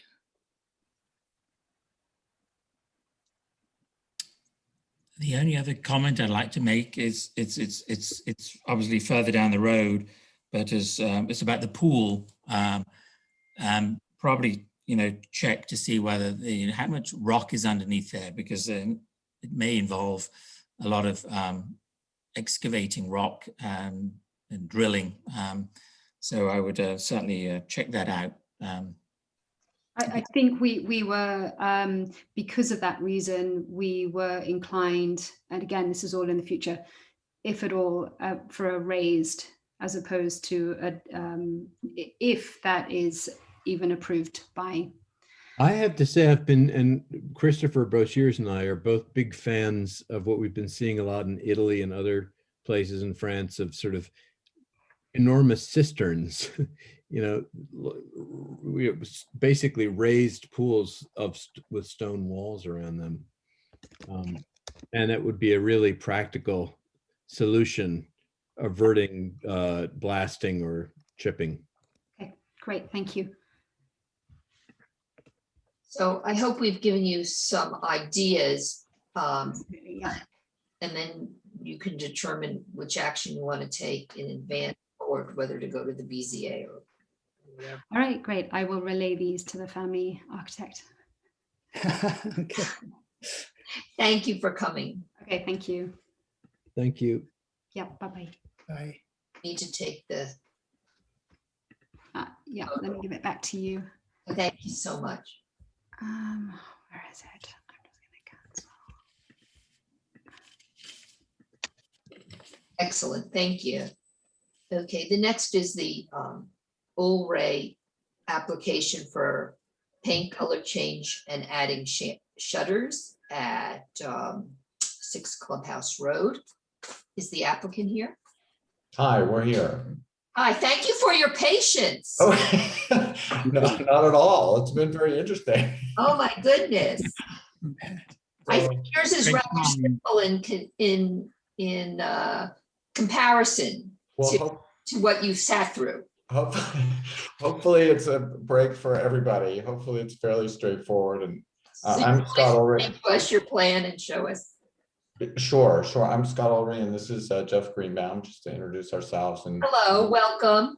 Thank you. Thanks. We moved in fairly recently, and yeah, the house is currently yellow. Let's see, did you want me to share the screen and show you the picture? Thank you. Okay. Just make sure I could do it. Where is it? Is it this one? Okay. Oh yeah, okay. Here we go. Can you see that? Yep. Yes. Okay, great. So here's the house, and yeah, it's currently yellow, and we thought it would just look nice just as white, simple white, and these are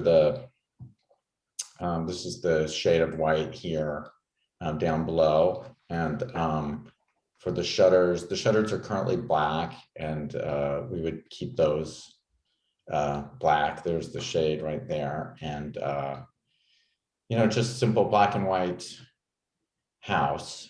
And then you can see also from the picture, it seems that there are some shutters that look like they're missing. On the first floor there's sort of a bay that the house is curved right there, and there's shutters on the windows above on the second floor, but they're not there on the first floor. So we thought we would put the shutters there on the 3 windows. And that's basically the whole story. Well, nothing is black and white in Tuxedo Park. All right, touche. As you probably realize. It sounds, the shutters, replacing the shutter sounds great. I'm not sure why, but a white house, we sort of, it's, I don't want to use the word predictable because it's not, but it's, were there any alternatives of white that you were thinking of, or was it you? Well, we were just thinking white, you know, we didn't really consider any other alternatives. We just thought we'd keep it simple and straightforward. And you know, we just thought it was such a beautiful house and such a beautiful design, and we just like the simplicity of it. Certainly, certain one can improve on that, on the color that it is. I wonder what my colleagues are thinking about the white. Well, there are whites and whites. I'm not sure I can really see. Is it a bright white or is it an off white of some kind? It's called decorator white. Mhm. I provided, these are you know, samples that I ordered from the Benjamin Moore company, and so John has them for you to see the actual samples. It's always a little hard to see on a screen, but it's a pretty neutral white. It's not yellowish, it's not pinkish, it's not a cold blue. It's not bluish. It's pretty just, you know, a standard white. Right is what I is jarring me a little bit. It seems to be a bright white, not so subtle. And I was just wondering if there was something more. Obviously, we want to bring something to the table because it is a beautiful house. If there was something, more interesting than just the plain bright white. Well, and one reason why you might want to think about that is just that you've got this gorgeous pediment around the front entry, and at the moment that is white trim. I assume everything but the shutters, then the shutters will be black in what you're planning, and everything else will be the same white. Is that right? Or that's exactly right. Yeah. And I wonder if it doesn't get lost, some of that detailing. Oh, while it's on my mind, one other question. So the shutters are replaced on the main bay, correct? And then there's a tiny small bay just to the left of the pediment entrance. Yes. I can't get a sense of the scale. So there is not enough room. Right. That's what shutter. Yeah, there just is not enough room on that bay. They just would not fit. There is a window to the left, immediately to the left of the front door. That's not on the bay, it's flat. And you could put shutters there, they would fit there. But it would almost be easier, I think what you're getting at is easier to leave that sort of program of windows alone. That was our thought.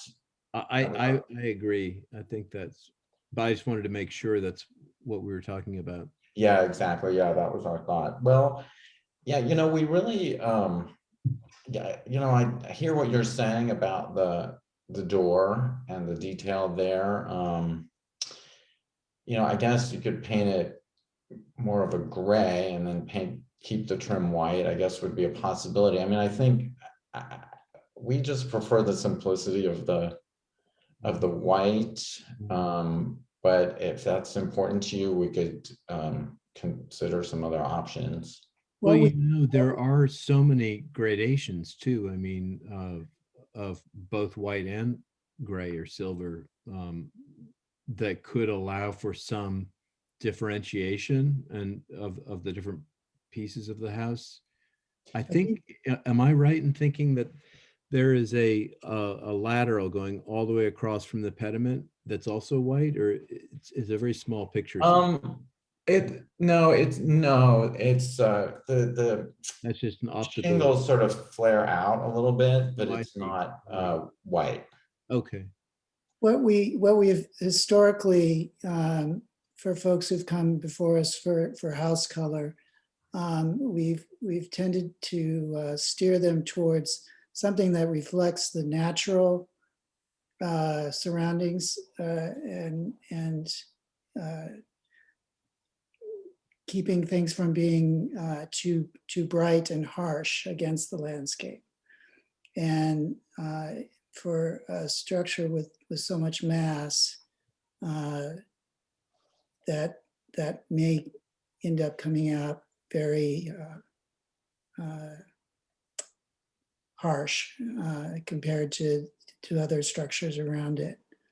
So to Rob's point, if you'd be open to looking at various shades of white that still would allow the structure to be crisp without being harsh or cold.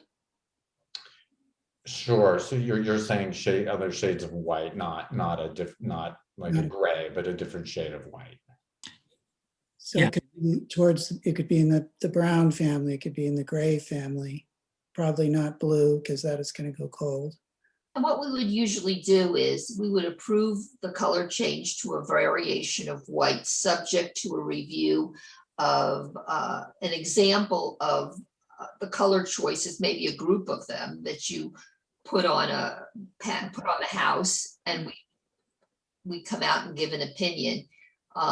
It doesn't seem like the shutters are an issue, and nor is painting the house an acceptable form of white but maybe you'd be open to some other variations that are softer with the landscape. And I will say this, right now the existing yellow is quite bright and quite abrupt. So I think what you're doing with the shingles with the shutters is a great enhancement, and I don't think it can be too much brighter, even if you were to go with your bright designer white. I think it would be great to see if you were open to any whites that were a little bit less bright than that. But I think we're already starting from a place that is so bright and attention grabbing, to be fair to the applicants. Well, it is bright as it is. It really is. We were thinking this was kind of toning it down, but we're open. We're definitely open to it. I mean, we tried a couple of other shades of off-white, sort of behind one of the shutters, so you can't see them, but it's there. And they had, it seemed like they were looking a little, they all had a little pinkishness or a little bluishness, and it didn't feel right in this kind of a colonial house. I mean, we just thought, you see a lot of these colonial houses that are just sort of white with the black shutters, but we're open to it, especially if I don't know if you have any specific suggestions you'd want us to try out. Well, I will tell you one thing, if you go up the road, if you go up Tower Hill Road from where you are, right? And you go to Tower Hill Loop, so there is a house that has a huge long driveway with 2 food dogs on, if you're one part of the circle, on the back, there are a bunch of very superannuated arborvitae or cedars of some kind that are now no longer really screening it, right? And the back of the house is hard onto the road. And that's a stucco house with white trim. It's quite a gorgeous house with strange Saxon elements and things and falderall. But they had felt strongly that they wanted to freshen it up. And so it had a very kind of earth toned, old sheath of stucco, maybe even with some particulate in it. But they really wanted to paint that. And they wanted to go maybe cream and white, but a very bright cream. So it was going to register as white, basically the whole thing. And what this board kind of advised or requested was more of a program of offsetting so that the architectural details could jump off of the field. So what the kind of compromise that came about from that discussion was a very pale, kind of earthy stucco that reads as kind of a very rich, warm silver with bright white trim. So all the great details would sort of jump off of it. You might just have a look at that and see whether anything in that family even might be appealing to you, even if you lightened it a little bit more beyond what they have, you know, so closer to white. Okay. Sailcloth? It's very similar to sailcloth, if not sailcloth. Yeah, Right. maybe it is sailcloth. Sort of a sand. Sand. Yeah. So, I mean, so if you're open to it, I mean, I think maybe you could look a little into some whites and find some things you like, and we can approve white subject to a further approval and approve your shutters so you can move on, if that works for the board. Sure. Is that okay with the applicants? Yeah, absolutely. Yeah, that's fine. And how should we, what would be the next step, to just show some other samples to John?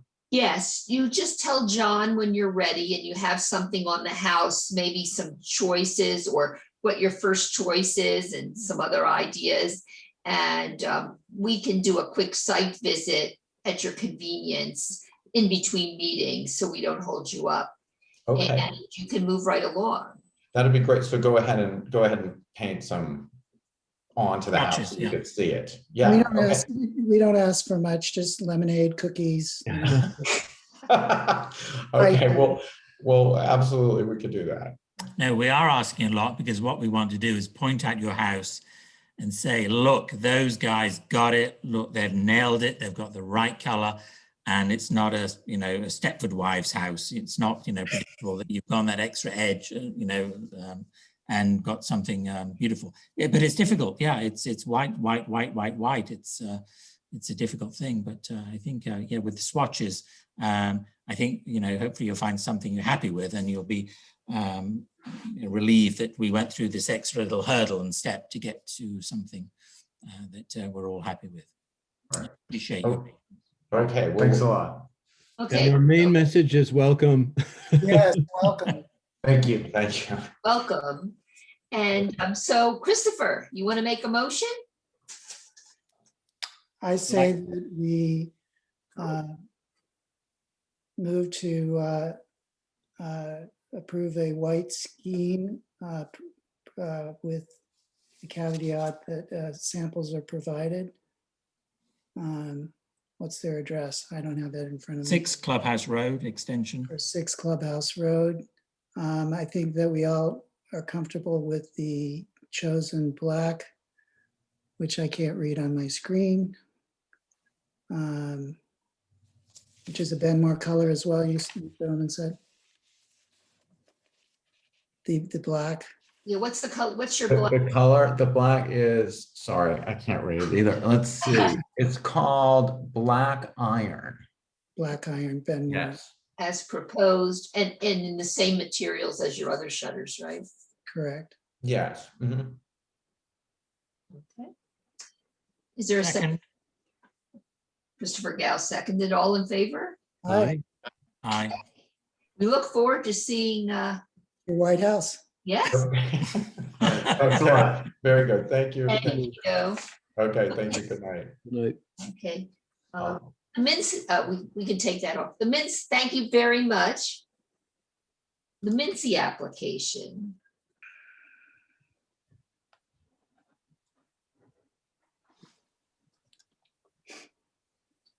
Are the Mincy still here? We had her here at one point. There we go.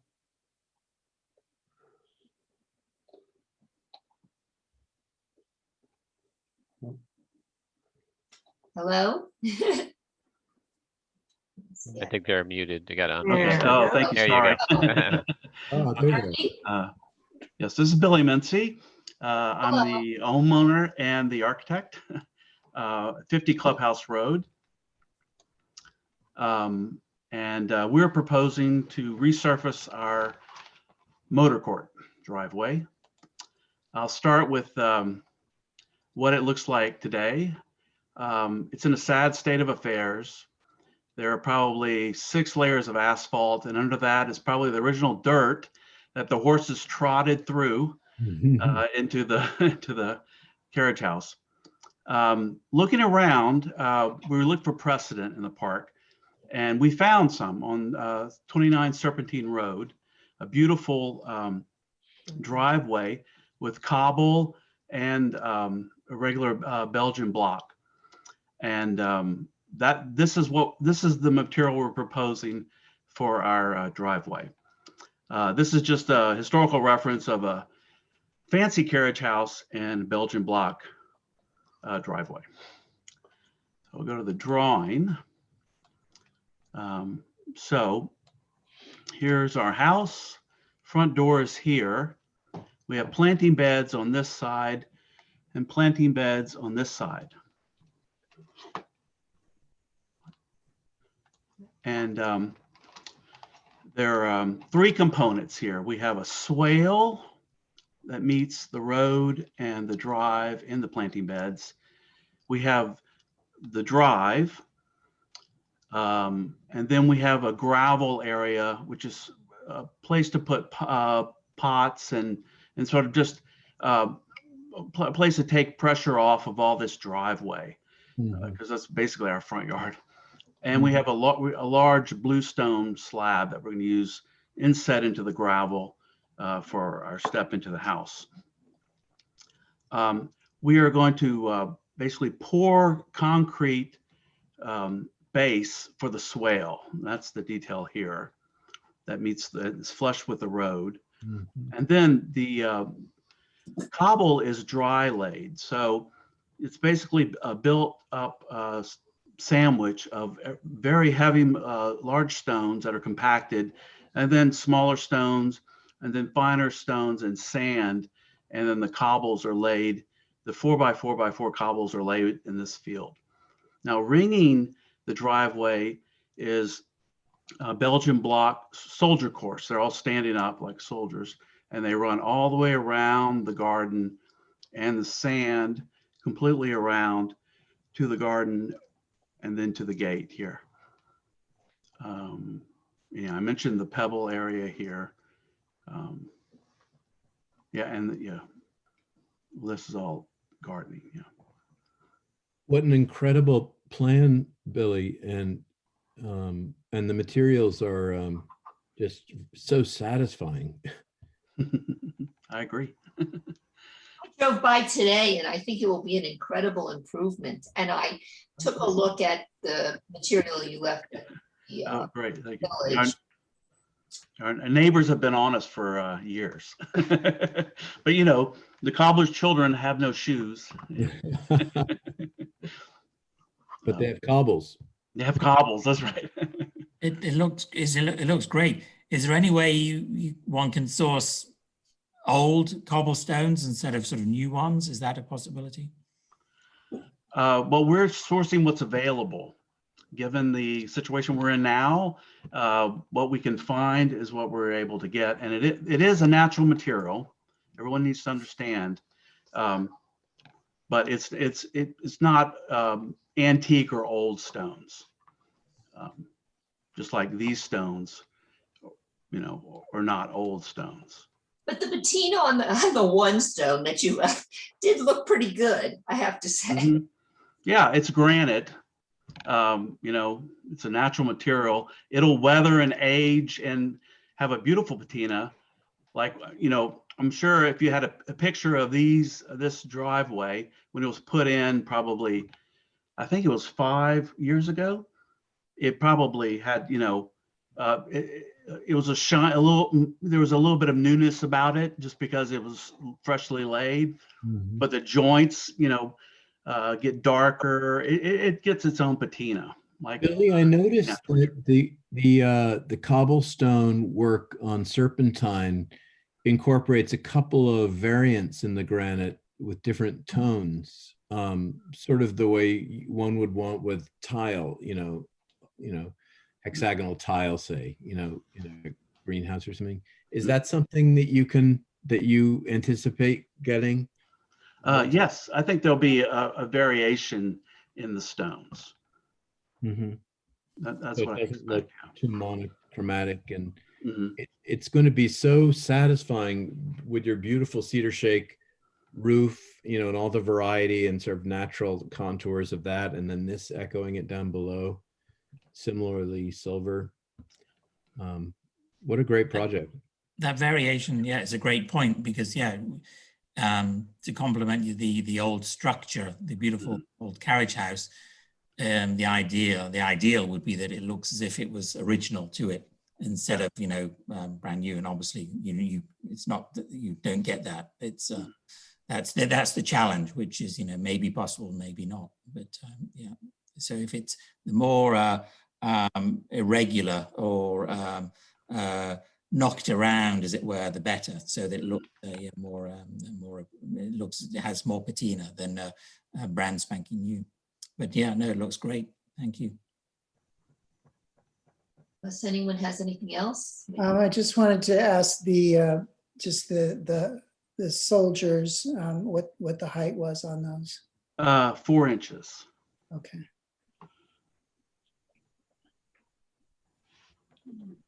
Very good.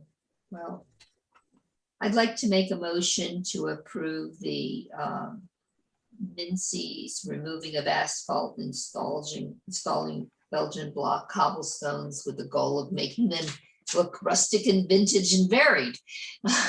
Is there a second? 50 Clubhouse Road. 50 Clubhouse Road. Second. All in favor? Aye. Approved. Thank you very much. Thank you, Billy. Thank you. Take care. Good night. Good night. We have one late addition. Is the Santana applicant here? There you go. Here I am. Okay, hi. It's about, now I'm actually, I actually don't know how to share a screen. I've never done this before. I did submit everything to John. I don't know if John can help me out with this. Can I say goodbye? I'm sorry? Oh. Hello? We can hear you. Okay. John, can you help Miss Santana share? You can call it Nanaya. Nanaya is fine.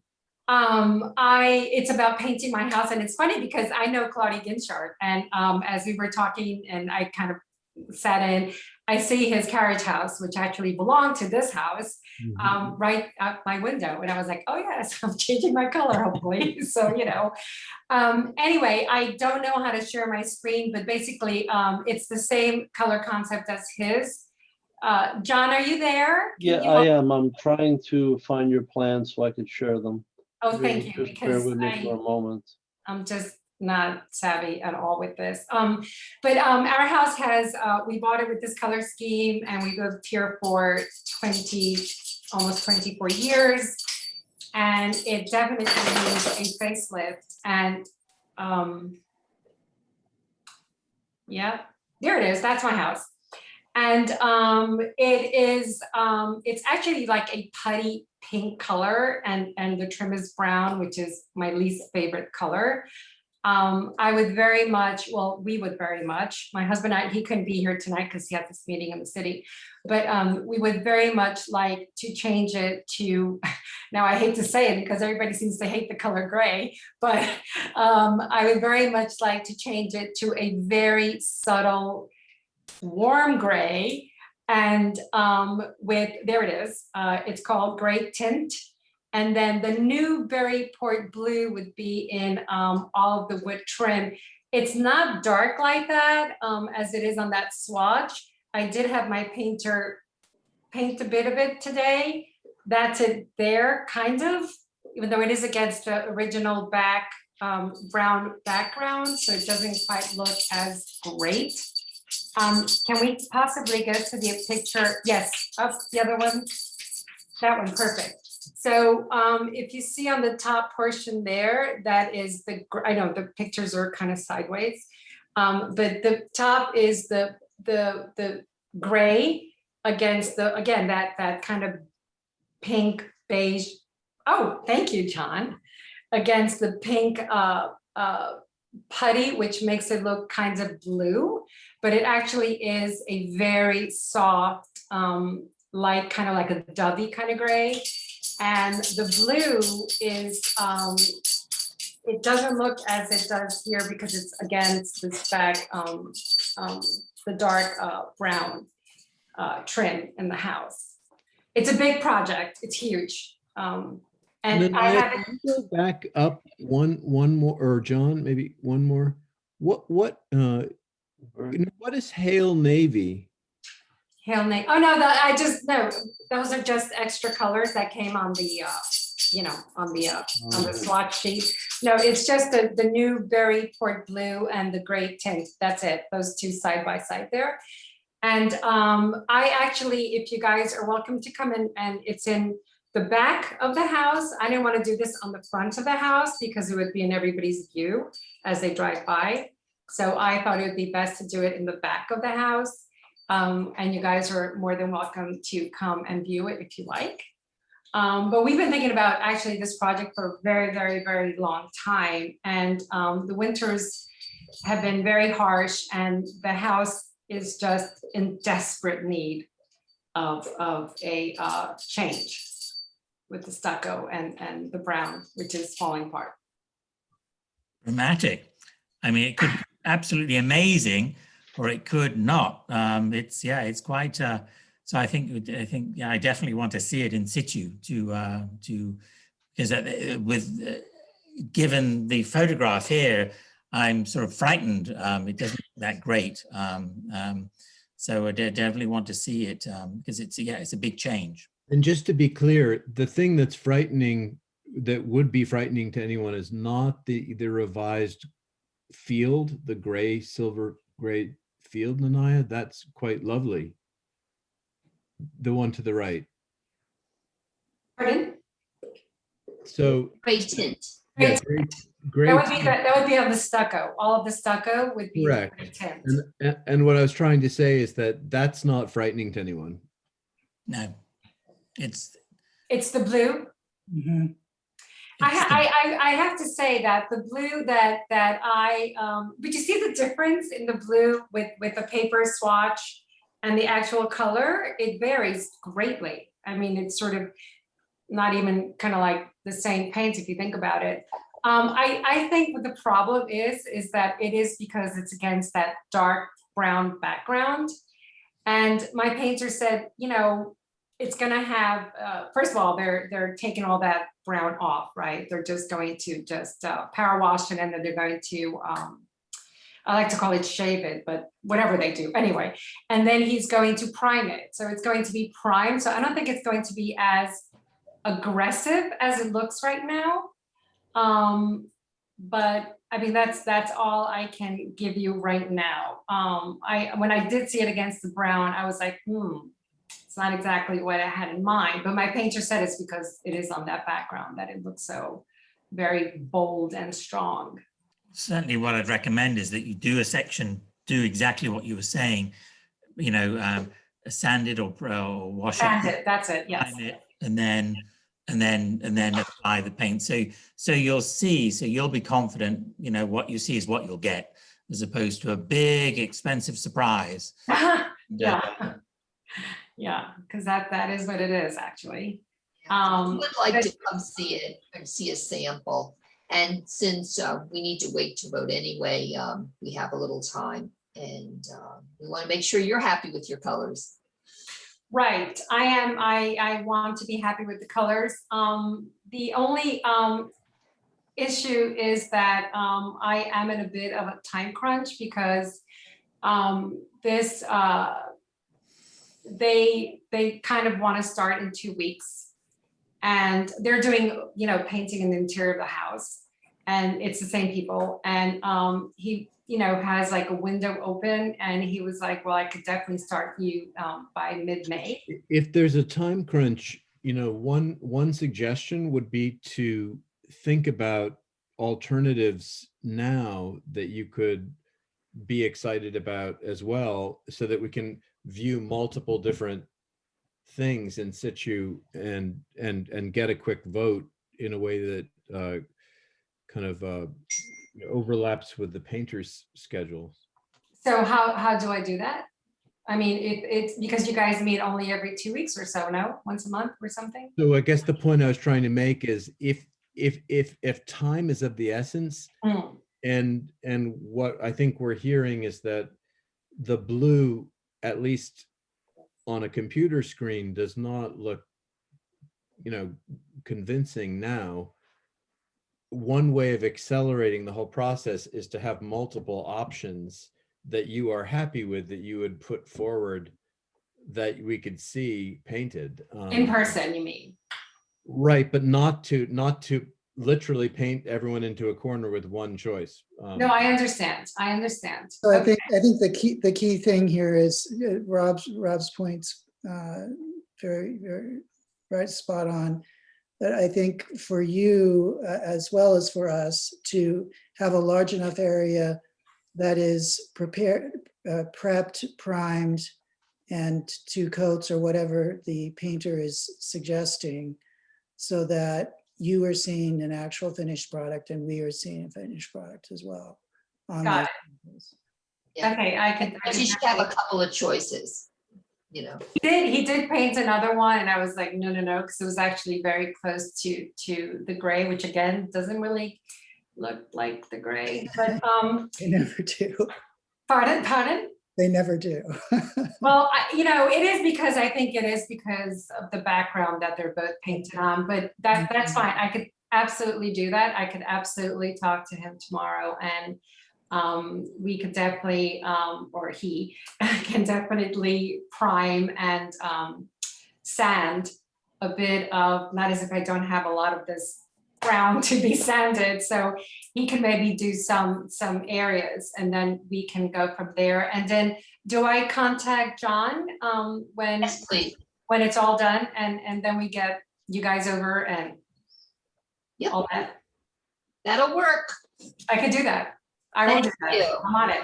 Thank you so much for seeing me, by the way, because I know that I was a late entrance. Well, we want you to be happy and we want to get you going quick. So Yes, I appreciate it. Thank you so much. We do too. Thanks, Nanai. Okay, thank you. Thank you all. Thanks, John. You're welcome. Okay, bye-bye. Bye. So the last thing we have is the minutes from the last meeting that Christopher Gao chaired. And shall we make a motion to approve those minutes? I'll make a motion. Is there a second? Second. All in favor? Aye. Approved. And is there a motion to adjourn? Yeah, baby. Motion to adjourn. All in favor? Thank you all. Thank Have a you. good evening. One Good night. question Yes. for everybody. The mayor sent out an email Oh, on the bollards, yeah. saying there's a vacancy on the bar. Was that a mistake, or is anyone retiring? Do we know? I'm not aware. Am I being thrown off island? Or maybe they're Christopher, adding. there is a vacancy on the BZA. I don't know if that was a typo or if you misread it. There is a I think he vacancy said on the the bar. board. I think he said the bar and the BZA, but He said all think it was boards. There's a misunderstanding. Just sleep. vacancies on every board. Mhm. I guess we'll see what the mayor has in mind in due course.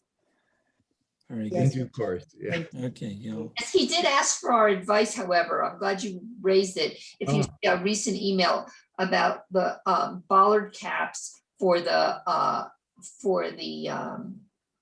The new guardhouse, but there wasn't a lot of context. Like there were just these things thrown at us. I had no sense of where they're going or. I think they're in front of the booth.